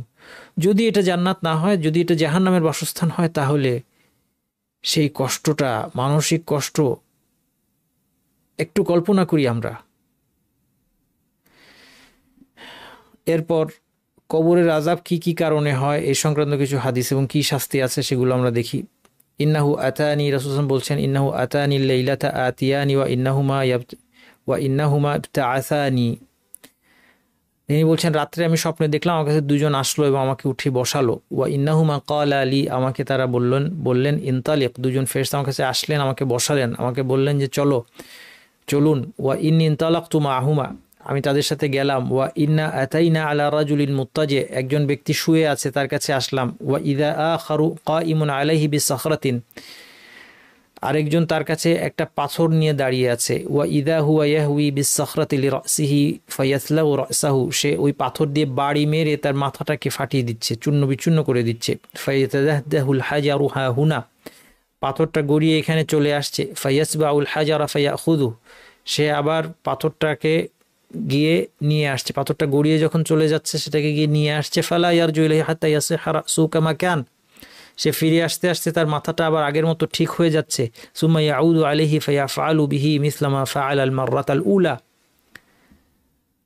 যেভাবে প্রথমবার তাকে আঘাত করেছিল আবার তাকে আঘাত করছে, বারবার তাকে আঘাত করছে, আর পাথরটা চলে যাচ্ছে, মাথা আবার ঠিক হয়ে যাচ্ছে, আবার এসে পাথর দিয়ে বাড়ি মেরে মাথাটাকে চূর্ণ বিচূর্ণ করে দিচ্ছে। কুলতু লাহুমা সুবহানাল্লাহি মা হাযানি, রাসূল সাল্লাল্লাহু আলাইহি ওয়াসাল্লাম বললেন সুবহানাল্লাহ, এই দুজন কে? ক্বালা আলী ইনতালিক ইনতালিক, ফেরেশতারা তাকে তাড়া দিয়ে বললেন চলুন চলুন, এখন প্রশ্ন করবেন না, আপনাকে জানানো হবে। ক্বালা ফানতালাকনা ফাআতাইনা আলা রাজুলিন মুস্তালকিন লিকাফাহ, এরপর আরেকজন ব্যক্তির কাছে আসলাম, তাকে চিৎ করে শুয়ে আছে। ওয়া ইযা আখারু কাইমুন আলাইহি বিকাল্লুবিন মিন হাদিদ, আরেকজন তার কাছে দাঁড়িয়ে আছে একটা বাঁকানো শিক, একটা বাঁকানো মাথাওয়ালা শিক নিয়ে, লোহার শিক নিয়ে দাঁড়িয়ে আছে। ওয়া ইযা হুয়া ইয়াতি আহাদা শিক্কাই ওয়াজহিহি ফায়ুশারশিরু শিদকাহু ইলা কাফাহ, সে তার গালের মধ্যে দিয়ে এই শিক ঢুকিয়ে চিরে দিয়ে একেবারে ঘাড় পর্যন্ত নিয়ে যাচ্ছে। ওয়ামান খিরাহু ইলা কাফাহু আইনাহু, তারপরে নাকের মধ্যে শিক ঢুকিয়ে এভাবে করে চিরে একেবারে ঘাড় পর্যন্ত নিয়ে যাচ্ছে, চোখের মধ্যে ঢুকিয়ে পিছন পর্যন্ত ঘাড় পর্যন্ত নিয়ে যাচ্ছে। সুম্মা ইয়াতাহাওয়ালু ইলাল জানিবিল আখার, তারপরে এক সাইড করার পর আরেক সাইডে যাচ্ছে। ফায়াফআলু বিহি মিসলা মা ফাআলা বিল জানিবিল আউয়াল, ওই পাশেও একই কাজ করছে, গালের মধ্যে, নাকের মধ্যে, চোখের মধ্যে এই শিক, লোহার শিক ঢুকাচ্ছে। ফামা ইয়াফরুগু মিন যালিকাল জানিবি হাত্তা ইয়াসিহা যালিকাল জানিবু কামা কান, একদিক দিয়ে যখন ঢুকাচ্ছে তখন আরেক দিক আবার আগের মতো হয়ে যাচ্ছে। সুম্মা ইয়াউদু আলাইহি ফায়াফআলু মিসলা মা ফাআলা আল মাররাতাল উলা, একই রকম সে একবার এই গালে, একবার ওই গালে, একবার এই নাকে ওই নাকে, একবার এই চোখে একবার ওই চোখে, তাকে এইভাবে শাস্তি দিচ্ছে। কুলতু সুবহানাল্লাহি মা হাযানি, রাসূলুল্লাহ বললেন যে সুবহানাল্লাহ, এই দুজন কে? ক্বালা আলী ইনতালিক ইনতালিক, দুজন বললেন যে চলো চলুন চলুন। ফানতালাকনা ফাআতাইহি লাগাতুন ওয়া আসওয়াত, এর ভিতরে হইচই এবং চিৎকারের শব্দ। ফাত্তালানা ফিহি, আমরা উকি দিয়ে সেখানে দেখলাম। ফাইদা ফিহি রিজালুন নিসাউন উরাত, সেখানে উলঙ্গ নরনারী। ওয়া ইযা হুম ইয়াতিহিম লাহাবুন মিন আসফালা মিনহুম ফাইদা আতাহুম যালিকা লাহাব দাউ, তাদের নিচ থেকে আগুন আসছে, তাদের কাছে গিয়ে যখন আগুন তাদেরকে স্পর্শ করে তখন তারা চিৎকার করে ওঠে। ক্বালা কুলতু লাহুমা মা হাউলা, আমি প্রশ্ন করলাম এরা কারা? ক্বালা আলী ইনতালিক ইনতালিক, তারা বললেন চলুন চলুন। ফানতালাকনা ফাআতাইনা আলা নাহরিন, একটা নদীর কাছে আসলাম চলতে চলতে। আহমারা মিসলিদ দাম, রক্তের মতো লাল। ওয়া ইদা ফিন নাহরি রাজুলুন সাবিহুন ইয়াসবাহ, সেখানে একজন ব্যক্তি সাঁতার কাটছে। ওয়া ইদা আলা শাত্তিন নাহরি রাজুলুন ক্বাদ জামাআ ইনদাহু হিজারাতান কাসীরা, নদীর তীরে একটা লোক দাঁড়িয়ে আছে, তার কাছে অনেকগুলো পাথর। ওয়া ইদা যালিকা সাবিহু ইয়াসবাহু মা ইয়াসবাহু সুম্মা ইয়াতি যালিকা আল্লাযী ক্বাদ জামাআ ইনদাহুল হিজারাতা ফায়াফগারু লাহু ফাহু ফায়ুলকিমুহু হাজারান, সাঁতার কেটে তীরে আসলে সে তার মুখটা হা করে আর সে একটা পাথর তার মুখে ঢুকিয়ে দেয়। ফায়ানতালিকু ইয়াসবাহ, আবার সাঁতার কেটে সে ফিরে যায়। সুম্মা ইয়ারজিউ ইলাইহি কুল্লামা রাজা ইলাইহি ফাগারা লাহু ফাহু ফাআলকামাহু হাজারান, আবার সাঁতার কেটে যখনই আসে তার মুখে একটা পাথর তীরের লোকটি ঢুকিয়ে দেয়। ক্বালা কুলতু লাহুমা মা হাযানি, তাদেরকে জিজ্ঞেস করলাম এরা দুজন কারা? ক্বালা ইনতালিক ইনতালিক, হাদিসের শেষে তিনি যখন বলছেন যে কুলতু লাহুমা ফাইন্নী ক্বাদ রাআইতু মুনযু লাইলাতি আজাবান, আমি আজকে সব আশ্চর্য জিনিস দেখলাম। ফামা হাযাল্লাযী রাআইতু, তখন দুজন আমি কি দেখলাম?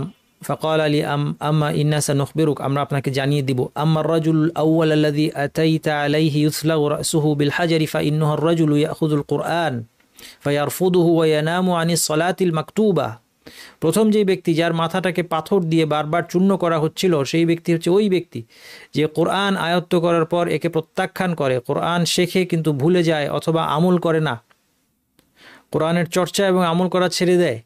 ওয়ানামু আনিস সলাতিল মাকতুবা, এবং সলাতের সময় ঘুমিয়ে পার করে, ফরজ সলাতের সময়টা ঘুমিয়ে থাকে, অর্থাৎ কোরআনের উপর আমল করে না। সে হতে পারে সে কোরআন মুখস্থ করেছে, হতে পারে কোরআন পড়েছে, কোরআনে কি আছে জানে, কিন্তু সে কোরআনের উপর আমল করে না, একে প্রত্যাখ্যান করেছে এবং সে সালাতের সময় ঘুমিয়ে থাকে, তার এই কঠিন শাস্তি, এটা কবরের শাস্তি। ওয়া আম্মার রাজুলুল্লাযী আতাইতা আলাইহি ইউশারশারু শিদকুহু ইলা কাফাহু ওয়া মানখিরাহু ইলা কাফাহু ওয়া আইনুহু ইলা কাফাহু ফাইন্নাহু আর-রাজুলু ইয়াগদু মিন বাইতিহি ফায়াকযিবুল কাযবাতা তাবলুগুল আফাক। এরপর আপনি যাকে দেখেছেন যে তার একটা লোহার শিক দিয়ে তার গাল, নাক, তারপরে চোখ এগুলো চিরে দেওয়া হচ্ছে, এই লোকটা হচ্ছে যে তার ঘর থেকে বের হয়ে একটা মিথ্যা বলতো আর সেটা দিক দিগন্তে ছড়িয়ে পড়তো। আজকে আমাদের জন্য কতই না সহজ, কারণ এই কাজগুলো আমরা পছন্দ করে এখন করি।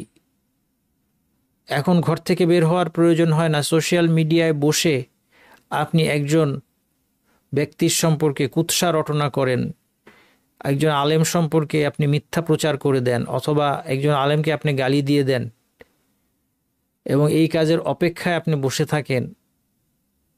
তারপর সেটা দিক দিগন্তে ছড়ায়, সারা বিশ্বের হাজার হাজার মানুষ এগুলো পড়ে। আমার আপনার কি পরিণতি হবে যদি আমরা এখন সতর্ক না হই?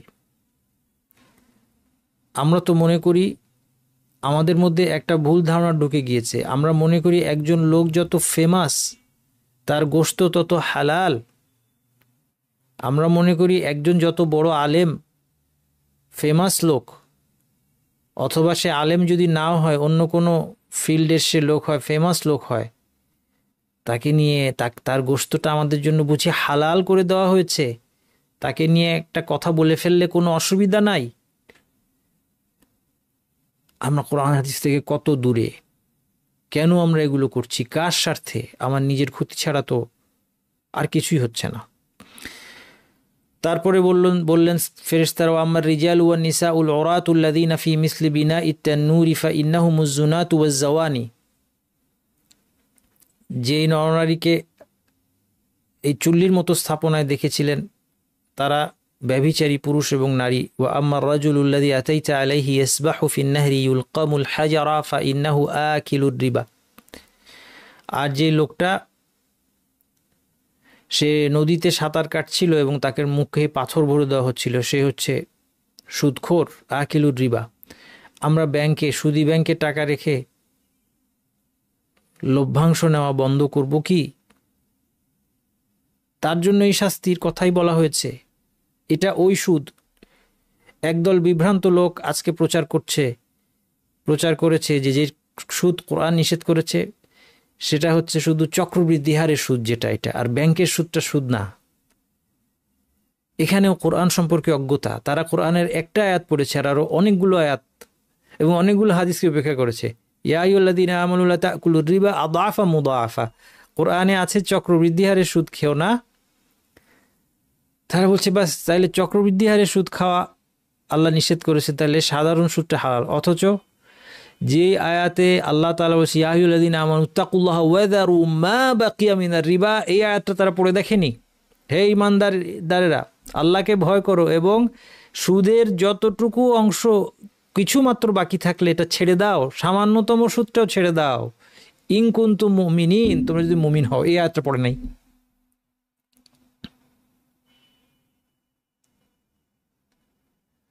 এখানে যে সব সুদ বেশি হোক কম হোক, মা বাকিয়া মিনার রিবা, মা বাকিয়া, যা বাকি আছে, মানে এই আয়াত আসা মাত্র একজন মুমিন যদি মুমিন হয় সাথে সাথে তাকে সুদ নেওয়া বন্ধ করতে হবে। অথচ তারপর এবং আরো ইয়ামহাকুল্লাহুর রিবা, আল্লাহ রিবাকে এক্সটারমিনেট করে দেন। ইয়া আইয়ুহাল্লাযীনা আমানু তাকুল্লাহা ওয়া যারু মা বাকিয়া মিন রিবা ইন ফাইন লাম তাফআলু ফা'যানু বিহারবিন মিনাল্লাহি ওয়া রাসূলিহি। আল্লাহ এবং আল্লাহর রাসূলের যুদ্ধ ঘোষণা করা হয়েছে। লাআনা রাসূলুল্লাহ সাল্লাল্লাহু আলাইহি ওয়াসাল্লাম আকিলা ওয়া মুকিলাহু ওয়া কাতিবাহু ওয়া শাহিদাইহি। রাসূল সাল্লাল্লাহু আলাইহি ওয়াসাল্লাম লানত দিয়েছেন যে সুদ খায়, যে সুদ দেয়, যারা দুজন সুদের সাক্ষী হয় এবং যে সুদের লেখক, সবাইকে। সেখানে চক্রবৃদ্ধি বলেন নাই। আমি আমার বাচ্চাকে নিষেধ করলাম যে সাবধান, ড্রাগ থেকে সাবধান। ড্রাগ খুব ক্ষতিকর। তুমি যদি একবার নেশা করো তোমার জীবন শেষ। তারপর আরেকদিন বললাম সাবধান, তুমি হেরোইন সেবন করো না, কোনো কারণে বললাম যে এই এলাকায় হেরোইনের ব্যবহার বেড়ে গিয়েছে অথবা যুব সমাজের মধ্যে নতুন একটা ড্রাগ এসেছে, বললাম সাবধান এটা থেকে, তার মানে কি ওই ড্রাগগুলো হালাল হয়ে গেছে? আফালা তাকিলুন, তোমরা কি বুঝতে পারছো না, কথা বুঝতে পারছো না? ছেলে কি বলবে যে বাবা এই ড্রাগটা নিষেধ, হেরোইন নিষেধ করছে, তাহলে বাকি ড্রাগগুলো আমার জন্য এখন জায়েজ না? একবার বললাম যে কোনো ড্রাগই নিমা সাবধান, আর একবার বললাম এই ড্রাগটার সম্পর্কে, অর্থাৎ যিকরু আফরাদিল আম। এই জন্য এই বিভ্রান্তিগুলো অজ্ঞ লোকেরা এবং দুরভিসন্ধি যাদের আছে তারা যেন এই বিভ্রান্তি ছড়িয়ে মানুষের জন্য, যারা ব্যাংকের সুদী ব্যাংকের যে ইন্টারেস্ট তারা দেয়, বলতে চাচ্ছে এটা ওই সুদ না, এই সুদকে কোনো হাজ নিষেধ করা হয় নাই, এদেরকে দমন করার জন্য আমাদের আলেমগণ উসুলে ফিকের মধ্যে এই জিনিসগুলো আলোচনা করেছেন যে কোনো একটা যিকরু আফরাদিল আম, কোনো একটা সাধারণ নির্দেশের কোনো একটা জিনিস, যেগুলো অনেকগুলো জিনিস নিষেধ করা হয়েছে একটা ক্যাটাগরির মধ্যে, তার মধ্যে কোনোটাকে যদি আবার আলাদা করে উল্লেখ করা হয় তাহলে ওইগুলোর বিধান বাতিল হয়ে যায়, এমন না। এটা এত জটিল করে উসুলে ফিকা পড়ে বোঝার কথা ছিল না, এমনিই মানুষ বুঝতে পারে, কিন্তু যখন মানুষ বিভ্রান্তি অবলম্বন করলো তখন আমাদের আলেমরা এটাকে প্রোটেক্ট করার জন্য এটাকে একটা সাবজেক্টের আকারে নিয়ে আসলেন। এই জন্য উসুলে ফিক পড়লে আপনি, যদি আপনি সিনসিয়ার হন, উসুলে ফিকা পড়েন, তাহলে আপনি এই ধরনের যারা অপযুক্তি দেয় তাদের ফাঁকগুলো খুব সহজে বুঝতে পারবেন। যাই হোক, তাহলে আমরা কবর আযাবের কয়েকটা কারণ আমরা এখানে দেখতে পেলাম এই হাদিসের মধ্যে। তারপর দেখেন আরেকটা, এই হাদিসটা দেখেন, আবু হুরায়রা রাদিয়াল্লাহু আনহু তিনি বলছেন, ইফতাতাহনা খাইবার, আমরা যখন খাইবার বিজয় করলাম, ওয়ালাম নাগনাম যাহাবান ওয়ালা ফিদ্দা, খাইবার থেকে আমরা কোনো স্বর্ণরৌপ্য আমরা যুদ্ধলব্ধ সম্পদ হিসেবে পাইনি। ইন্নামা গানিমনাল বাকর ওয়াল ইবিল ওয়া মাসা ওয়াল হাওয়াইত, খাইবারে যুদ্ধলব্ধ সম্পদ কি ছিল? গরু, উট, বিভিন্ন সামগ্রী আর বাগান, খেজুর বাগান ইত্যাদি। সুম্মান সরফনা মা রাসূলিল্লাহ সাল্লাল্লাহু আলাইহি ওয়াসাল্লাম ইলা ওয়াদিল কুরা, এরপর রাসূলের সাথে আমরা সেখান থেকে ওয়াদিল কুরা নামে একটা জায়গায় গেলাম। মাআহু আবদুন লাহু ইউকালহু মিদআম, তার একজন দাস ছিল, রাসূল সাল্লাল্লাহু আলাইহি ওয়াসাল্লাম একজন দাস ছিল, তার নাম হচ্ছে মিদআম। আহদাহু লাহু আহাদ বানি দিবাব, বানি দিবাব বংশের কেউ তাকে এটা দিয়েছিল গিফট। ফাবাইনামা হুয়া ইয়াহুত্তু রাহলা রাসূলিল্লাহি সাল্লাল্লাহু আলাইহি ওয়াসাল্লাম, যখন এই দাস সে রাসূল সাল্লাল্লাহু আলাইহি ওয়াসাল্লামের মালপত্র নামাচ্ছে, ইজাহু সাহমুন আইর, একটা বেওয়ারিশ তীর, মানে জানা নাই কোত্থেকে আসছে, একটা তীর ছুটে আসলো। হাত্তা আসাবা যালিকাল আবদ, তীরটা লেগে সে মারা গেল। ফাকাল নাসু হানিআন লাহু শাহাদাতু, তার এই শাহাদাত তার জন্য স্বচ্ছন্দময় হোক, তার শাহাদতটা তার জন্য আনন্দদায়ক হোক। ফাকাল রাসূল সাল্লাল্লাহু আলাইহি ওয়াসাল্লাম বালা, রাসূল সাল্লাল্লাহু আলাইহি ওয়াসাল্লাম বললেন যে বালা, যে না না, তার এটা শাহাদাত হয় নাই, তার শাহাদাত, তার মৃত্যুবরণ তার জন্য কোনো আনন্দের কিছু হয় নাই। ওয়াল্লাযী নাফসি বিয়াদিহি, রাসূল সাল্লাল্লাহু আলাইহি ওয়াসাল্লাম বললেন যে তার শপথ যার হাতে আমার প্রাণ, ইন্না শামলাতাল্লাতী আসাবাহা ইয়াওমা খাইবার মিনাল মাগানিমি লাম তুসিবহাল মাকাসিমু লাতাশতাইলু আলাইহি নারান, যেই চাদরটা যুদ্ধলব্ধ সম্পদ বন্টনের আগেই সে আত্মসাৎ করেছিল, রাসূল সাল্লাল্লাহু আলাইহি ওয়াসাল্লামকে ওয়াহির মাধ্যমে জানানো হয়েছে, এটা এখন আগুন হয়ে তার জন্য জ্বলছে। ফাজাআ রাজুলুন হিনা সামিআ যালিকা মিন নবী সাল্লাল্লাহু আলাইহি ওয়াসাল্লাম বিশিরাকিন আও শিরাকাইনি, একজন ব্যক্তি এবার এই কথা শুনে একটা স্যান্ডেলের ফিতা নিয়ে আসলো। ফাকাল হাযা শাইউন কুনতু আসাবতুহু, স্বীকার করলো যে ভয় পেয়ে গেছে, এখন এসে দিয়ে দিয়েছে, জমা দিয়ে দিয়েছে যে আমি তো এটা চুরি করেছিলাম। ফাকাল রাসূলুল্লাহ সাল্লাল্লাহু আলাইহি ওয়াসাল্লাম শিরাকুন ওয়া শিরাকাইনি মিন নার, রাসূল বললেন যে আগুনের ফিতা, এটা আগুনের ফিতা হবে। গুলুল, এই অপরাধটার নাম হচ্ছে গুলুল, যুদ্ধলব্ধ সম্পদ অথবা আলেমগণ বলেছেন রাষ্ট্রীয় সম্পদ, জনসাধারণের সম্পদ দিক থেকে যে চুরি করে সেটাও গুলুল, এবং তার জন্য এই ধরনের শাস্তির ভয় আছে। আমাদেরকে খুব সাবধান হতে হবে। যারা জনসাধারণের সম্পদ আত্মসাৎ করতে অভ্যস্ত, এমন মানুষ আমি চিনি, সরকারি অফিসে কাজ করে, তার ইচ্ছা মতো সেখানে অনেক কিছু আছে, লাইট লাগবে বাসায়, এখান থেকে একটা লাইট নিয়ে আসবো, অসুবিধা নাই, মই লাগবে ওখান থেকে একটা মই নিয়ে আসবো, সুবহানাল্লাহিল আযীম। আখিরাতের প্রতি ঈমান আমাদের আছে? আমরা মুসলিম দাবি করি আমাদেরকে? একটা মুসলিম কিভাবে অবলীলায় সরকারি চাকুরিজীবী, সে সরকারি তার অফিস থেকে, সে যেখানে কাজ করে সেখানে অনেক এই সমস্ত উপকরণ থাকে, সে সেখান থেকে লাইট ফ্যান মই কিভাবে নিয়ে আসে যদি সে মুসলিম হয়? কিভাবে, আমাকে বুঝান আপনি। তার অন্তর কি ভয় কেঁপে ওঠে না? এই একটা চাদরের জন্য কবরে এই চাদরটা আগুন হয়ে তাকে শাস্তি দিচ্ছে।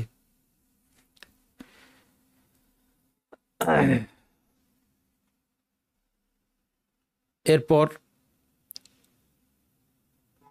কবরবাসীর যদি অবিশ্বাসী হয়, তাহলে আমরা বারা ইবনে আযিবের দীর্ঘ হাদিসে দেখেছি তাকে জাহান্নামের আগুন বিছিয়ে ফাফরিশু লাহু, তাকে বলা হয় সে যখন প্রশ্ন দিতে পারে না তখন তার শাস্তি কি হয়? ফাফরিশু লাহু মিনান নার, আদেশ দেওয়া হয় তাকে জাহান্নামের বিছানা দাও। ওয়াফসাহু লাহু বাবাল ইলান নার, জাহান্নামের দিকে দরজা খুলে দাও। ফায়াতিহি মিন হাররিহা ওয়া সামুমিহা, জাহান্নামের উত্তাপ গরম বাতাস সেখানে আসতে থাকে।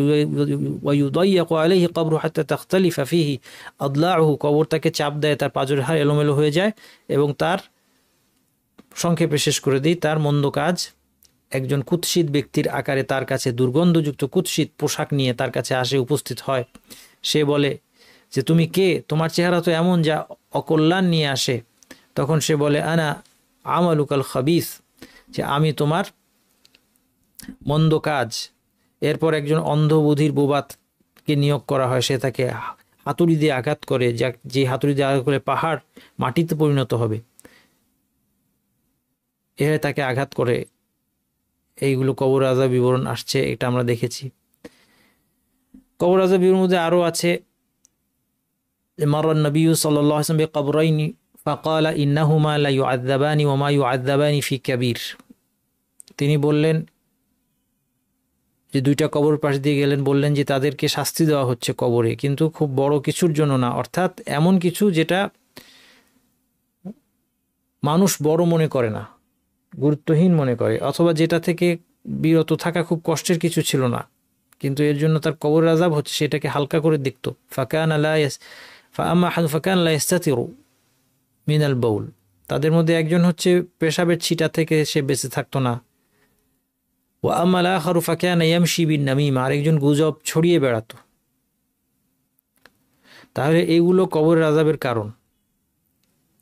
ইবনু তাইমিয়া রাহমাতুল্লাহ বলেছেন, আহলে সুন্নাত জামাতের সর্বসম্মত মত হলো আযাব এবং নিয়ামত উভয়টি আত্মা এবং শরীরের উপর সংঘটিত হয়। আত্মা কখনো শরীর থেকে পৃথক অবস্থায় নিয়ামত প্রাপ্ত হয় বা শাস্তি ভোগ করে, আবার কখনো শরীরের সাথে সংযুক্ত অবস্থায়ও তা ভোগ করে। যখন আত্মা শরীরের সাথে যুক্ত থাকে তখন নিয়ামত এবং আযাব উভয় তাদের উপর একত্রে সংঘটিত হয়, পৃথক থাকলে তা একাকী নিয়ামত বা আযাব ভোগ করে। কবর আযাব থেকে আশ্রয় প্রার্থনার দোয়া আমাদেরকে শিখিয়েছেন রাসূলুল্লাহ সাল্লাল্লাহু আলাইহি ওয়াসাল্লাম। সাদ ইবনে আবি ওয়াক্কাস বলছেন, কানা নবী সাল্লাল্লাহু আলাইহি ওয়াসাল্লাম ইউআল্লিমুনা হাউল কালিমাত কামা তুআল্লামুল কিতাবা, যেভাবে লেখা শেখানো হয় কাউকে, সেভাবে খুব সিরিয়াসলি আমাদেরকে এই দোয়াটা শেখানো হতো। আল্লাহুম্মা ইন্নী আউযু বিকা মিনাল বুখলি ওয়া আউযু বিকা মিনাল জুবন, হে আল্লাহ আমি আপনার কাছে কার্পণ্য এবং কাপুরুষতা থেকে আশ্রয় চাই। ওয়া আউযু বিকা আন উরাদ্দা ইলা আরযালিল উমর, নিকৃষ্টতম বার্ধক্যে ফেরত যাওয়া থেকে আশ্রয় চাই। ওয়া আউযু বিকা মিন ফিতনাতিদ দুনিয়া ওয়া আযাবিল কবর, এবং পৃথিবীর ফিতনা এবং কবরের শাস্তি থেকে আপনার কাছে আশ্রয় চাই। এটা একটা দোয়া, অনেকগুলো দোয়া আছে, আগেই বলেছি। আরেকটা হচ্ছে রাসূল সাল্লাল্লাহু আলাইহি ওয়াসাল্লাম বলতেন, ইযা তাশাহাদা আহাদুকুম ফালইস্তাইদ বিল্লাহি মিন আরবা, তোমাদের কেউ তাশাহুদ পড়লে চারটা বিষয় থেকে যেন আল্লাহর কাছে আশ্রয় চায়। আল্লাহুম্মা ইন্নী আউযু বিকা মিন আযাবি জাহান্নাম ওয়া মিন আযাবিল কবর ওয়া মিন ফিতনাতিল মাহইয়া ওয়াল মামাত ওয়া মিন শাররি ফিতনাতিল মাসিহিদ দাজ্জাল। চারটা জিনিস হচ্ছে জাহান্নামের শাস্তি, কবরের শাস্তি, জীবন মৃত্যুর পরীক্ষা এবং নিকৃষ্টতম দাজ্জালের পরীক্ষা। কবরের আযাব সম্পর্কে আমরা বিবরণ দেখলাম। বারজাখের জীবনের সুখ শান্তির কিছু বিবরণ শুনে আজকে আলোচনা অল্প কিছুক্ষণের মধ্যে আমরা শেষ করে দিব ইনশাআল্লাহ। আমরা যেরকম এই আলোচনাগুলো আমাদের মধ্যে ভয়ের সঞ্চার করে, ভয়ের পাশাপাশি আমরা আশা নিয়ে যেতে চাই। প্রথমত আল কোরআনে কবরের জীবনের সুখ শান্তির স্পষ্ট বিবরণ আছে। আল্লাহ তাআলা সূরা আল ওয়াকিয়ায় আপনারা পড়েছেন মৃত্যুর অবস্থার সময়কার কথা, ফালাউলা ইযা বালাগাতিল হুলকুম ওয়া আনতুম হিনা ইযিন তানজুরুন, আপনারা অনেকে এগুলো মুখস্থ আছে আপনাদের। ওয়া নাহনু আকরাবু ইলাইহি মিনকুম ওয়ালাকিন লা তুবসিরুন, মৃত্যুর সময়ের অবস্থা। সেই বিবরণের মধ্যে বলা হচ্ছে ফা আম্মা ইন কানা মিনাল মুকাররাবিন, এই মৃত ব্যক্তি যদি নৈকট্যপ্রাপ্তদের কেউ হয়, ফারাউহু ওয়া রাইহানু ওয়া জান্নাতু নাঈম, তবে তার জন্য আছে বিশ্রাম এবং রিজিক। রাইহানের ব্যাখ্যা হচ্ছে রিজিক এবং সুগন্ধি, এই সব কিছু। ওয়া জান্নাতু নাঈম, এবং সুখ স্বাচ্ছন্দ্যের জান্নাত। কোন কোন আলেম বলেছেন জান্নাতের গাছের ডালের সুগন্ধি শুকানোর পরে মৃত ব্যক্তি মুমিনের জানটা কবজ করা হয়, আল্লাহ ভালো জানেন। হাদিসে, সহিহ হাদিসেই বর্ণনা পাওয়া যায় না, কিন্তু সালাফদের বক্তব্যের মধ্যে আপনার আছে। আপনার যদি সূরা ওয়াকিয়ার তাফসিরে সালাফদের বক্তব্যগুলো দেখেন সেখানে পাবেন। কিন্তু এই কথা নিশ্চিত যে তারা রিজিক লাভ করেন। হ্যাঁ, এরপর আরো স্পষ্ট দেখেন, লা তাহসাবান্নাল্লাযীনা কুতিলু ফি সাবিলিহি আমওয়াতা ওয়া লা তাহসাবান্নাল্লাযীনা কুতিলু ফি সাবিলিহি আমওয়াতা, যারা আল্লাহর পথে মারা গিয়েছে শহীদ, তাদেরকে মৃত ভেবো না। বাল আহইয়াউন ইনদা রাব্বিহিম ইরযাকুন, তারা জীবিত। এই জীবিত মানে পৃথিবীর অর্থে জীবিত না, বারজাখের জীবনে জীবিত। ইনদা রাব্বিহিম ইরযাকুন, তার রবের কাছে তারা রিজিক পাচ্ছে, তারা রিজিক পাচ্ছে। পুরোটা পড়লাম না, আয়াত আরো সুন্দর, আয়াতটা খুব সুন্দর, কিন্তু সময় সংক্ষেপ, পুরোটা পড়লাম না। এই হাদিসটা দেখেন, এই যে তারা রিজিক পাচ্ছে। আন মাসরুক ক্বালা সাআলনা আব্দুল্লাহ আন হাদিল আয়া, মাসরুক ইবনে তাবি তিনি বলছেন আব্দুল্লাহ মাসউদ রাদিয়াল্লাহু আনহু সাহাবী, তাকে আয়াত সম্পর্কে আমি জিজ্ঞেস করেছিলাম। ক্বালা আমা ইন্না ক্বাদ সাআলনা আন যালিক, আমরাও, ইবনে মাসউদ বলছেন আমরাও রাসূল সাল্লাল্লাহু আলাইহি ওয়াসাল্লামকে এই সম্পর্কে জিজ্ঞেস করেছি।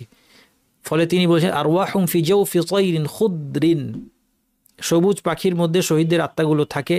লাহা কানাদিলু মুআল্লাকাতুন বিল আরশ, আরশ থেকে ঝুলন্ত ঝাড়বাতি মতো বাসস্থানে তারা থাকে। তাসরাহু মিনাল জান্নাতি হাইসু শাআত সুম্মা তাউই ইলা তিলকাল কানাদিল, তারা জান্নাতের যে কোনো জায়গায় ইচ্ছা তারা উড়ে বেড়াতে পারে, তারপরে এইখানে ফিরে আসে।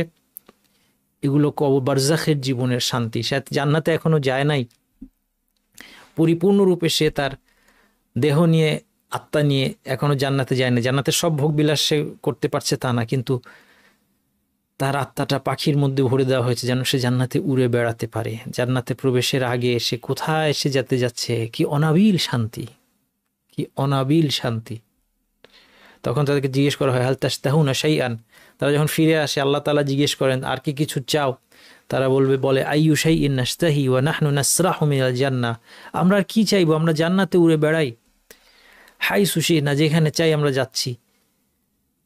তাদেরকে তিনবার আল্লাহ প্রশ্ন করেন, ফালাম্মা রাআউ আন্নাহুম লা ইউতরাকু মিন আন ইউসালু, তারা যখন দেখে যে তাদেরকে আল্লাহ ছাড়ছেন না, ক্বালু ইয়া রাব্বি, এখন তারা বলে হে আমাদের রব, একটাই চাওয়া আমাদের, নুরিদু আন তারুদ্দা আরওয়াহানা ফি আসসাদিনা হাত্তা নুকতালা ফি সাবিলিকা মাররাতান উখরা, আমাদের আত্মাকে দেহে ফিরিয়ে দিন, আবার আপনার রাস্তায় লড়াই করে আমরা মৃত্যুবরণ করতে চাই। ফালাম্মা রাআ লাইসা লাহুম হাজাতুন তুরিকু, যখন দেখা যাচ্ছে যে তাদের আর কোনো প্রয়োজন নাই, তাদেরকে তখন আল্লাহ তাআলা ছেড়ে দেন, আর তাদেরকে প্রশ্ন করেন না। আল্লাহ। অন্য হাদিসে শহীদদের বারজাখী জীবন সম্পর্কে আসছে, রাসূল সাল্লাল্লাহু আলাইহি ওয়াসাল্লাম বলেছেন আশ-শুহাদা ওয়া আলা বারিকিন নাহরিন বিবাবিল জান্নাহ ফি কুব্বাতিন খাদরা ইয়াখরুজু আলাইহিম রিজকুহুম ফিল জান্নাতি বুকরাতাও ওয়া মিনাল জান্নাতি বুকরাতাও ওয়া আশিয়া, শহীদগণ জান্নাতের দরজার কাছে বারিক নামক একটা নদীর তীরে সবুজ গম্বুজে অবস্থান করেন, সকাল বিকাল জান্নাত থেকে তাদের কাছে রিজিক আসে। দুই রকম বর্ণনা, কোনো বিরোধ নাই। আলেমগণ বলেছেন শহীদদের মধ্যেও বিভিন্ন শ্রেণী আছে, তাদের কেউ সবুজ পাখির দেহে জান্নাতে ঘুরে বেড়ায়, কেউ বা জান্নাতের দরজার কাছে নদীর তীরে অবস্থান করে। আমলের তারতম্যের কারণে এমনটি হয়ে থাকে। ঋণ, অন্যান্য মানুষের হক, কারণ শহীদের মানুষের হক মাফ হবে না, এমন কোন গুনাহ যার জন্য শাস্তি আবশ্যক হয়ে পড়েছে, তার কারণে শহীদ আত্মা জান্নাতে প্রবেশ করা থেকে বাধা পেতে পারে। আবার এও হতে পারে জান্নাতে ঘুরে বেড়ানোর পর তারা এই নদীর তীরে মিলিত হয়, এটাও সম্ভব। আমাদের কি হবে আমরা যদি শহীদ হতে না পারি? মুমিন, দেখেন নবী সাল্লাল্লাহু আলাইহি ওয়াসাল্লাম বলেছেন ইন্নামা নাসামাতুল মুমিনি তায়রুন ইয়ালুকু ফি শাজারিল জান্নাতি হাত্তা ইয়ারজি'হু আল্লাহু ইলা জাসাদি ইয়াওমা ইয়াবআসুহু, নিশ্চয়ই মুমিনদের আত্মা পাখি হয়ে জান্নাতের গাছগাছালিতে ঘুরে ঘুরে খায় যতক্ষণ না আল্লাহ তাকে পুনরুত্থানের দিন তার দেহে তাকে ফিরিয়ে দেন। তাহলে সূরা ওয়াকিয়ার আয়াতে যে দেখেছেন রিজকের কথা বলা হয়েছে, হাদিসের মধ্যে কোনো সংঘর্ষ নাই, এটারই আরও বাড়তি ব্যাখ্যা।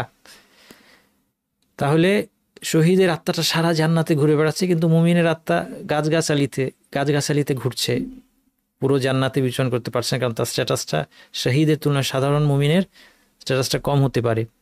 ফলে তার নেওয়া বারজাখের জীবনের অনাবিল শান্তি, আমরা তো ভাবছি এটাই আমাদের যথেষ্ট, কিন্তু তারপরেও শহীদের তুলনায় সেটা কম।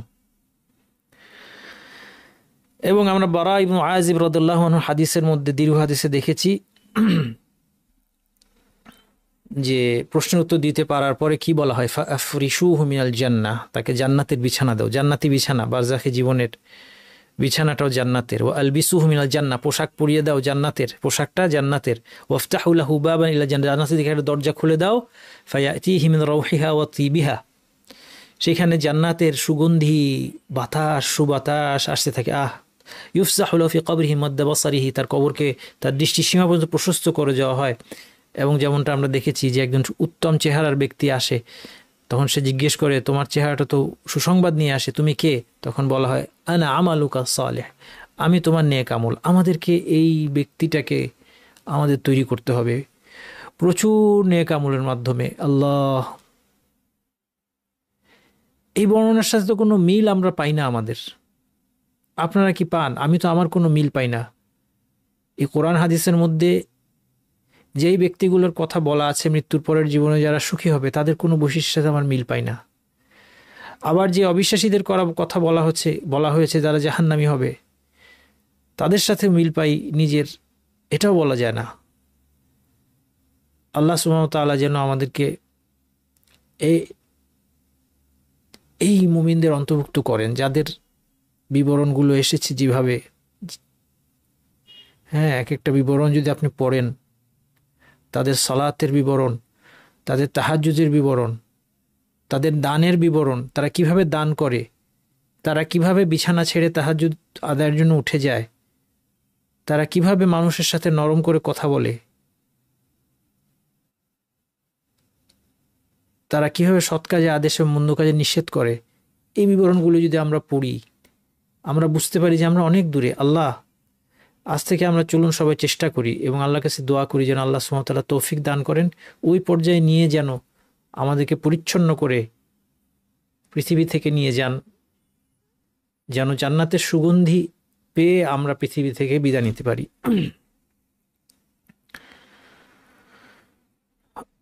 এই হাদিসটা আমরা আগেই দেখেছি, এই জন্য বিস্তারিত পুরোটা দেখলাম না। আপনার প্রথম লেকচারে এই হাদিসটা পুরো পাবেন, পুরোটা আমরা হাদিস বারা ইবনে আযিব হাদিস, খুব চমৎকার হাদিস, এটা আলোচনা করেছি আলহামদুলিল্লাহ। আজকে আমাদের আলোচনা এতটুকু। আমাদেরকে আল্লাহ তাআলা যেন কবর জীবনে সুখী করেন। কয়েকটা প্রশ্ন উত্তর দিয়ে শেষ করবো ইনশাআল্লাহ। মঙ্গলবার ক্লাস 6টায় করলে ভালো হয়। মঙ্গলবার যেহেতু ওয়ার্কিং ডে, এই জন্য একটু দেরি করে করাটা আমার কাছে ভালো মনে হয়েছে। এখন তো 6টায় অনেকে অফিস থেকেও ফিরতে পারবেন না।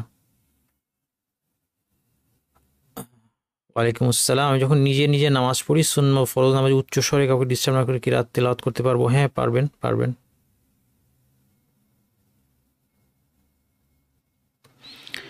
আলহামদুলিল্লাহ, আমার লেকচারের দ্বারা আপনাদেরকে যদি আল্লাহ উপকৃত করেন, আল্লাহ যেন এটাকে আমার নেক আমলে, আমার আমল নামাতেও যেন একটা যোগ হয়। শুধু মানুষের উপকার করলাম, আমাকে ব্রিজ বানিয়ে মানুষ জান্নাতে চলে গেল আর আমি ভেঙে জাহান্নামে পড়ে গেলাম, এরকম যেন না হয়।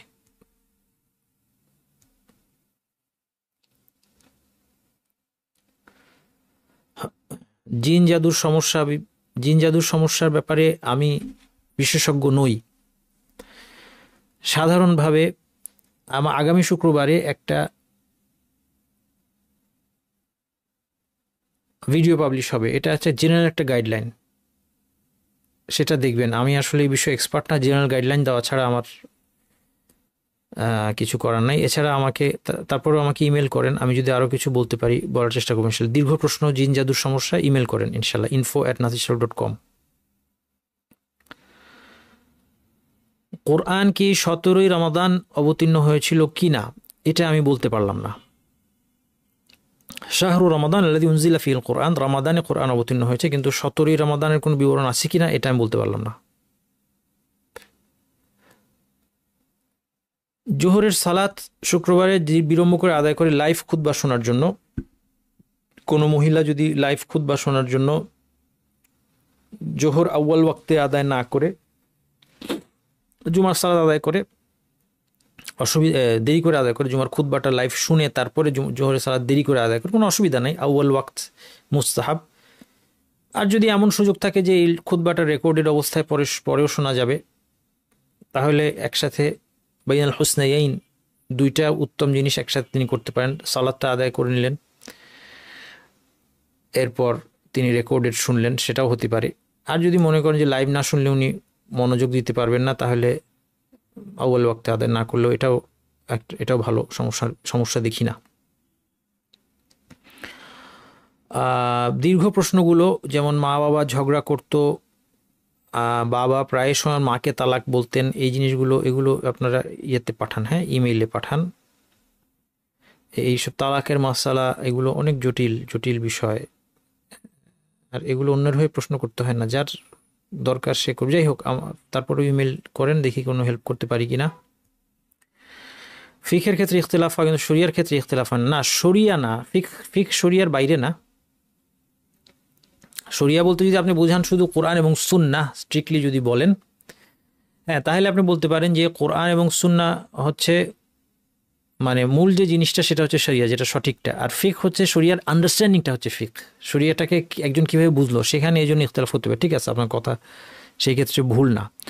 ফিকের ক্ষেত্রে যদি ইখতিলাফি মত কোনো একটি গ্রহণ করে, সেগুলোর মধ্যে উত্তম মত গ্রহণ না করে সে গুনাহগার হবে কিনা, উদাহরণস্বরূপ যদি নেকাব না পড়ে বলে এটি ইখতিলাফি বিষয়, গুনাহ হবে না।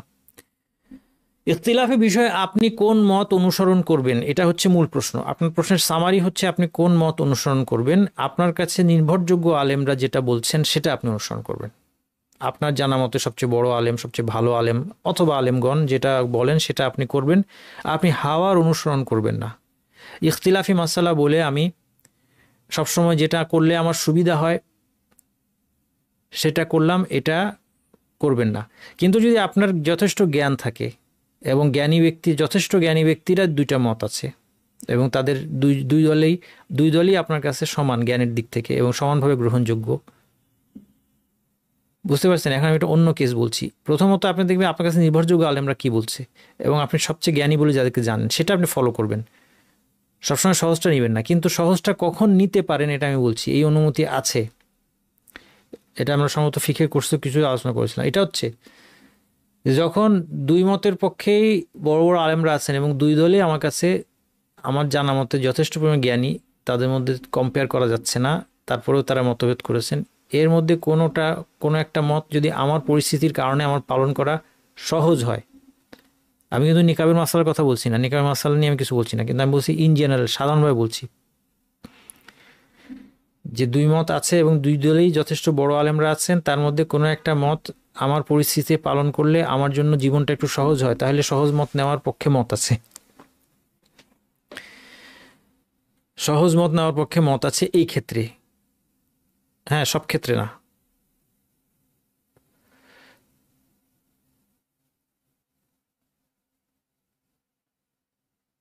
বিধর্মী রাষ্ট্রে যারা থাকে তাদের ইনকামের খাবার খাওয়া যাবে কিনা? না, বিধর্মী রাষ্ট্রে থাকলেই তার ইনকাম হারাম, এটা না। বিধর্মী রাষ্ট্রে তিনি গিয়েছেন, সেটা অন্যায় হয়েছে, সেটা একটা জিনিস, আর তার ইনকামটা হারাম হয়ে গেছে এমন না। ঠিক আছে, তাহলে তার ইনকাম যদি হালাল হয় তাহলে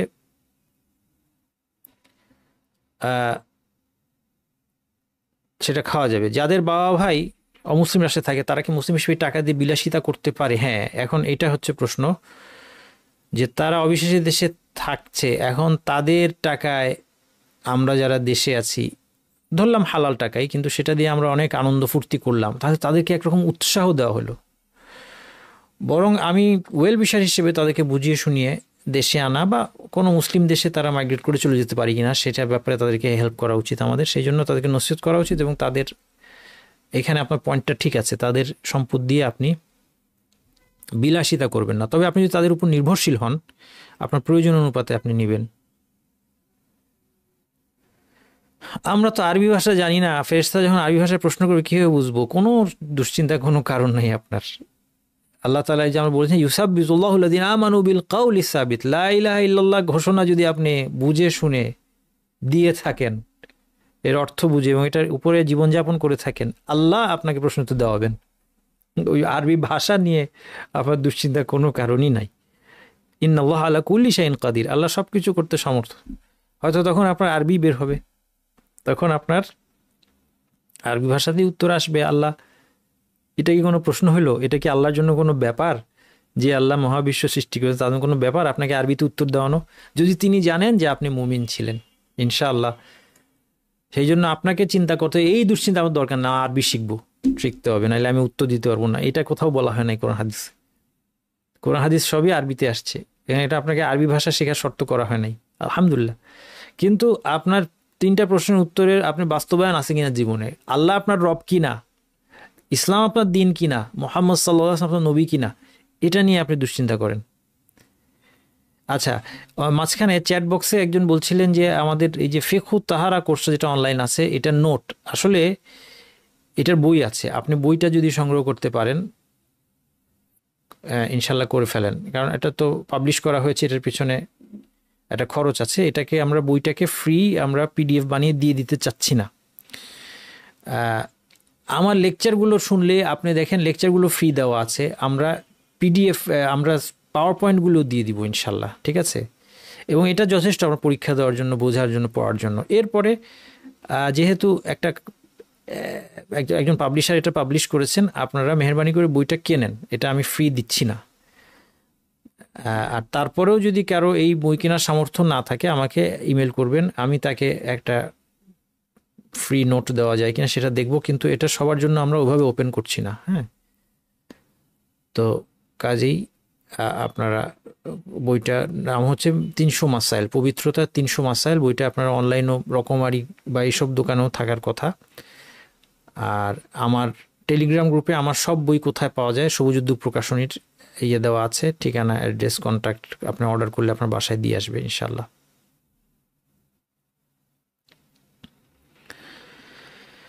সকাল সন্ধ্যায় জান্নাত জাহান্নাম দেখানো হয়, আমরা জানতাম একদম ঘুম পাড়িয়ে রাখা হবে। একটু বুঝি বলবেন? না তাইলে বুঝতেই পারছেন, যদি সকাল সন্ধ্যায় সে জান্নাত দেখে এবং এরপরে জান্নাতের গাছগাছালিতে ঘুরে সে একটু ফল খায়, তাহলে সারাক্ষণ সে ঘুমাচ্ছে, এই ধারণাটা কি? ধারণাটা ঠিক না। সারাক্ষণ সে ঘুমাচ্ছে বিষয়টা এমন নয়। আমরা গায়বের বিষয়, আখিরাতের বিবরণের ক্ষেত্রে ঠিক কোরআন হাদিসে যা যা আসছে এটাতে সীমাবদ্ধ থাকবো। হ্যাঁ, তো সেই জন্য সবগুলোই ঠিক, যেগুলো যা যা বর্ণনা আছে সবগুলোই হবে, কখনো এটা হবে কখনো এটা হবে, কোনো অসুবিধা নেই।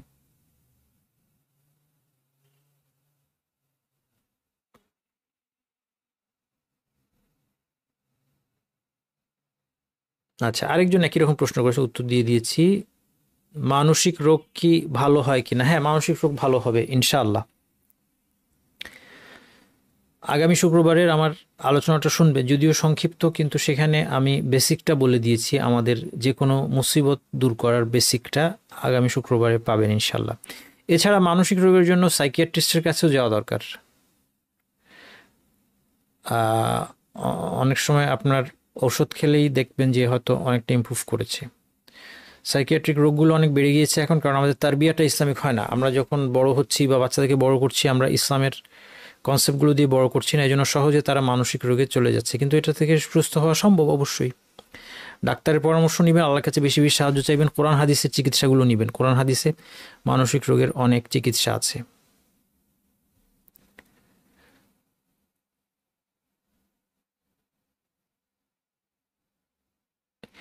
অজু করার সময় হাতে 1 কষ পানি নিয়ে কুলি করি ও নাকে পানি দেই। 1 কষ কি জিনিস আমি বুঝতে পারি নাই। অর্থাৎ 1 আজলা পানি দিয়ে যদি আমি কুলি করি, তারপরে নাকে পানি দিই, তারপর তাতে তো হবে, এটাই সুন্নাহ। আর গড়গড়া না করলে অসুবিধা নাই।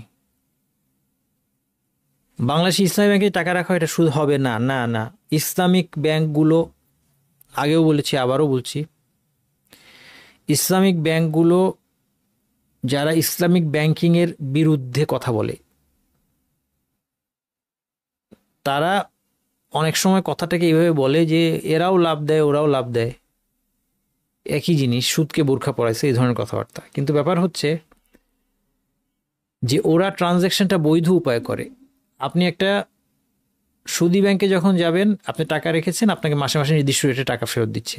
ইসলামী ব্যাংকে যখন আপনি যাবেন, আপনি ইনভেস্ট করতে চান, সেখানে ওদের ইনভেস্টমেন্ট স্কিম আছে এবং সেই স্কিমে সেটা শরীয়তে বৈধ একটা ব্যবসার আকারে সে সেটা করবে এবং সেই ব্যবসা আপনার টাকাটা সে ব্যবসায় খাটাবে। এই জন্য ইসলামী ব্যাংকের ফর্মে আপনি দেখবেন আপনার লভ্যাংশ বলা হয় না কত পার্সেন্ট, বরং হ্যাঁ এখন আপনি বলতে পারেন যে বাস্তবে এরকম আন্দাজ দেওয়া হয়। আন্দাজ দিতে কোনো বাধা নাই। আমি ব্যবসা করব, আপনি আমাকে টাকা দিলেন, যেটা নিয়ে ব্যবসা করেন, কত লাভ হতে পারে ভাই, আমি আপনাকে বলতে পারি যে আমার ধারণা এরকম পার্সেন্টেজে লাভ হবে, আগের বছরগুলোর হিসাব বলতে পারি। আমি যদি বলি আপনার প্রিন্সিপাল গ্যারান্টিড, তাহলে সুদ হয়ে যাবে। ইসলামী ব্যাংক যদি লেখে কোথাও যে আপনার মূলধন একদম নিশ্চিত আপনি ফেরত পাবেন, তাহলেই এটা সুদ হয়ে যাবে। কিন্তু আপনি খেয়াল করে দেখবেন ওদের ফর্মে কোথাও এটা লেখা থাকে না, বরং বলা থাকে যে লস আপনাকে বিয়ার করতে হবে।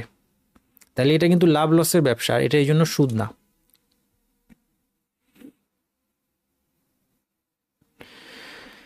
মেয়ে স্কুলে চক্রবৃদ্ধি হারে অঙ্ক করছে, হ্যাঁ এখন কথা হলো না এটা করার কারণে সুদের গুনাহ হবে না, এটা তো বাধ্য হয়ে সে করছে আর কি। এই জন্য মেয়েকে ইসলামিক স্কুলে দেন যেখানে চক্রবৃদ্ধি হারে, এটা প্রথম, যেখানে চক্রবৃদ্ধি হারে সুদ করে না, সেই অঙ্ক করতে হয় না। ইসলামিক স্কুলেও যদি সেটা করতে বাধ্য হয়, কারণ বোর্ড পরীক্ষা দিতে হবে সেই কারণে, তো সেটা অন্য জিনিস, তাদেরকে সুদ সময় সাবধান করতে হবে। সে তো আর মানে অ্যাকচুয়ালি কোনো সুদের হিসাবটা করছে না, সে অঙ্কটা করছে, কীভাবে অঙ্কটা হয়, অঙ্ক শেখার জন্য। কিন্তু দুঃখের বিষয়, এগুলো আমাদের মুসলিম দেশে যে জিনিসের জন্য আল্লাহ রসুল যুদ্ধ ঘোষণা করেছে সেটা আমাদের বইপত্রে চলছে, আমরা পড়ছি, পড়াচ্ছি বাচ্চাদেরকে। এই জন্যই বুঝতে পারছেন যে আমরা মুখে যতই মুসলিম দাবি করি, আল্লাহ সাহায্য পাওয়ার কোনো কারণ ঘটে নেই আমাদের। আল্লাহ সাহায্য যতটুকু আমাদের আসে, এটা আল্লাহর একেবারে নিখাত অনুগ্রহ।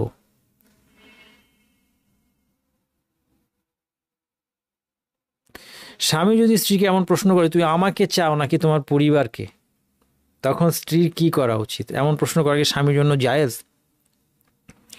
হ্যাঁ, প্রথমত স্বামী এমন কোনো প্রশ্ন করা উচিত না যেটা স্ত্রীকে ফিতনায় ফেলে দেয়। এই ধরনের প্রশ্ন স্বামী করবেন কখন? যে মানে খুব খুব কঠিন অবস্থায় হয়তো এই ধরনের প্রশ্ন করতে পারেন, যে যখন এমন একটা অবস্থা যে পরিবার হয়তো স্ত্রীকে প্রভাবিত করে হারাম পথে নিয়ে যাচ্ছে কোনো বিষয়ে, আর স্বামী তাকে হারাম থেকে ফিরাতে চাচ্ছেন, তখন কঠিনভাবে স্বামী একটু বলতে পারে। কারণ স্বামী তো কিন্তু স্ত্রীকে ডিসিপ্লিন করা এটা স্বামীর দায়িত্ব। যদিও আপনি বলতে পারেন যে সমাজের অধিকাংশ স্বামীর এই যোগ্যতাই নেই, কথা ঠিক, আমি একমত আপনার সাথে। এখন হয়ে গেছে উল্টা, মানে স্ত্রীদের যোগ্যতা এখন আমাদের, বিশেষ করে মুসলিম দিনী ভাই বোনদের মধ্যে মুসলিম বোনদের দেখা যায় যে দিনের বিষয়ে জ্ঞান বেশি, যেটা ভাইদের বেশি থাকা উচিত ছিল। ভাইয়ের কথা ছিল স্ত্রীকে গাইড করবে, বাট স্টিল স্বামী হচ্ছেন গিয়ে কর্তা। এখন খুব কঠিন যদি এরকম পরিস্থিতি, যেটা আমি বললাম যে স্ত্রীর পরিবার স্ত্রীকে প্রভাবিত করে হারাম পথে নিয়ে যাচ্ছে, ভুল পথে নিয়ে যাচ্ছে, স্বামী তখন কড়াকড়ি কথাটা বলতে পারেন। এবং তখন স্ত্রীর উচিত স্বামীকে খুশি করা, কারণ যতক্ষণ স্বামীর সাথে বিবাহবন্ধনে তিনি আছেন ততক্ষণ কিন্তু স্বামীর আনুগত্যটা সবচেয়ে ইম্পর্টেন্ট। তখন স্ত্রী বলবেন যে না, আমি তোমাকেই চাই, তারপরে পরিবারকে চাই। কারণ মানুষের তো সম্পর্ক একটা না, শুধু একজন মহিলা কি খালি স্বামীর সাথে সম্পর্ক থাকবে? মা বাবার সাথে কোনো সম্পর্ক নেই তার, তার পরিবারের ভাই বোনদের সাথে থাকবে সবার অবস্থা অনুযায়ী। কিন্তু স্বামীকে তিনি বুঝাবেন যে না, আপনি সবচেয়ে ইম্পর্টেন্ট, বা তুমি সবচেয়ে ইম্পর্টেন্ট। হ্যাঁ, সুতরাং তোমার সমস্ত বৈধ আদেশ আমি মানতে প্রস্তুত। এটা ডায়লগে নিয়ে আসতে হবে জিনিসটা। আর স্বামীদেরকেও এটাকে খেয়াল করতে হবে। অনেক স্ত্রী আছে যে খুব বাধ্য স্বামী যেভাবে বলে কিচ্ছু না, সাথে কথা শুনবে, সেরকম হইলে একরকম। আবার কোনো কোনো স্ত্রী আছে যে মুখে মুখে তার সাথে হয়তো তর্ক করবেন, তখন তাদেরকে ডায়ালগের পরিবেশ নিয়ে আসতে হবে। এবং মুসলিম স্ত্রীদেরকে জানতে হবে যে বৈধ বিষয়ে স্বামীর সিদ্ধান্তটা ফাইনাল, এবং বিশেষ করে পরিবারের সন্তান সন্ততির কল্যাণে তিনি যে সিদ্ধান্ত নেবেন, এটা যদি ইসলাম বিরোধী না হয়, তার সিদ্ধান্তটা কিন্তু মানতে হবে। হ্যাঁ, এখানে একটা স্বামীর কিন্তু একটা এক্সট্রা স্ট্যাটাস আছে, এটা আল্লাহ দিয়েছেন। আর রিজালু কাওয়ামুন আলা নিসা। হুর জান্নাতি নারী থেকে উত্তম হবে সব দিক থেকে? না না না না, ভুল কথা। জান্নাতি নারীরা উত্তম হবে সব দিক থেকে হুরদের থেকে। আপনি জিনিসটা উল্টা বুঝেছেন হয়তোবা। দুর্বল হাদিসের উপর আমল করা ঠিক না। হ্যাঁ, দুর্বল হাদিসের উপর আমল করা ঠিক না। বিশেষ বিশেষ কন্ডিশনে কেউ কেউ আমল করার কথা বলেন। আমার কথা হচ্ছে যে সহিহ হাদিস তো আমরা আমল করে শেষ করে ফেলি নাই, যে এখন দুর্বল হাদিস পিছনে কেন ছুটতে হবে আমার, আমি বুঝি নাই এই সাইকোলজিটা। সহিহ হাদিস, অসংখ্য সহিহ হাদিস রয়ে গেছে, আপনার আমল করা হয় নাই।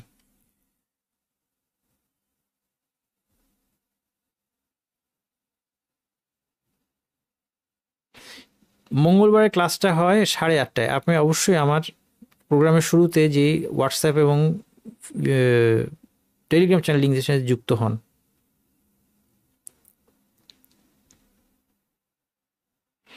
প্রকৃত শহীদকে, যে আল্লাহর বাণীকে সমুন্নত করার জন্য ইসলামী যুদ্ধে যেটা জিহাদ যেটা সেখানে জীবন দিবে, সে হচ্ছে শহীদ। সুতরাং যার নিয়ত অন্য কিছু, সে শহীদ জীবনও হবে না, বাংলা ভাষায় তাকে যতই শহীদ বলা হোক।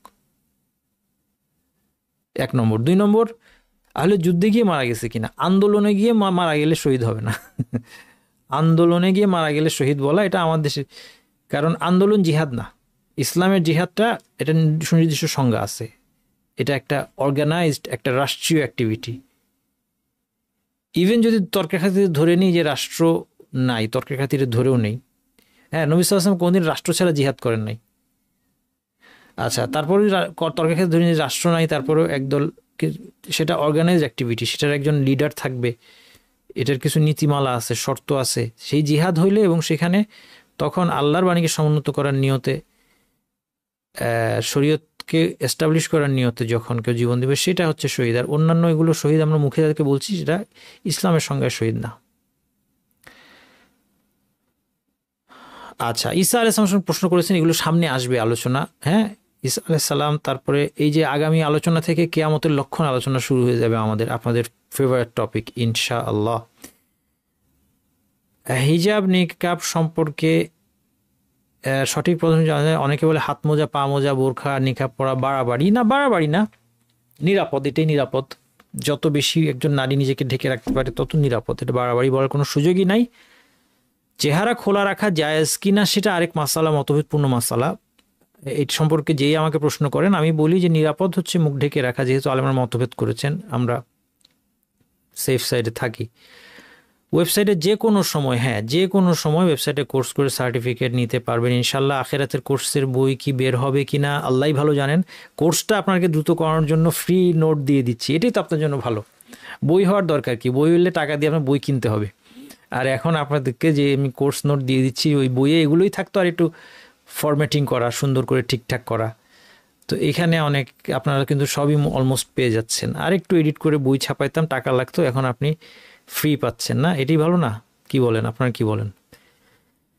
সূরা ফাতিহা 40 দিন ফজরের সুন্নত, ফজরের মাঝে একাধারে 40 দিন থেকে 41 বার পড়ে পানিতে ফু দিয়ে পানি পান করলে এগুলো বেদাত বেদাত বেদাত। ক্লাস রেকর্ডগুলো টেলিগ্রাম গ্রুপে আসবে, একটু একটু করে আসবে, এডিট হয়, সময় লাগে। হ্যাঁ, সব হবে, আপনার কোনো চিন্তা করেন না। এডিট হয়, তারপর রেডি হয়, নোট রেডি হয় আস্তে আস্তে। অলরেডি তো মনে হয় মৃত্যুর পর জীবন পেয়েছেন, টেলিগ্রাম গ্রুপে 2টা লেকচার দিয়ে দেওয়া হয়েছে আমার যত মনে হয়। ঠিক আছে, আজকে আলোচনা এতটুকু। আজকে আপনাদের মাইকে নিলাম না প্রশ্ন, আজকে এতটুকুই। সুবহানাকাল্লাহি ওয়া বিহামদিকা আশহাদু আল্লা ইলাহা ইল্লা আনতা আস্তাগফিরুকা ওয়া আতুবু ইলাইক। আবার দেখা হবে ইনশাল্লাহ। যারা প্রশ্ন উত্তর পান নাই, ইনফোতে আমাকে ইমেল করবেন ইনশাল্লাহ।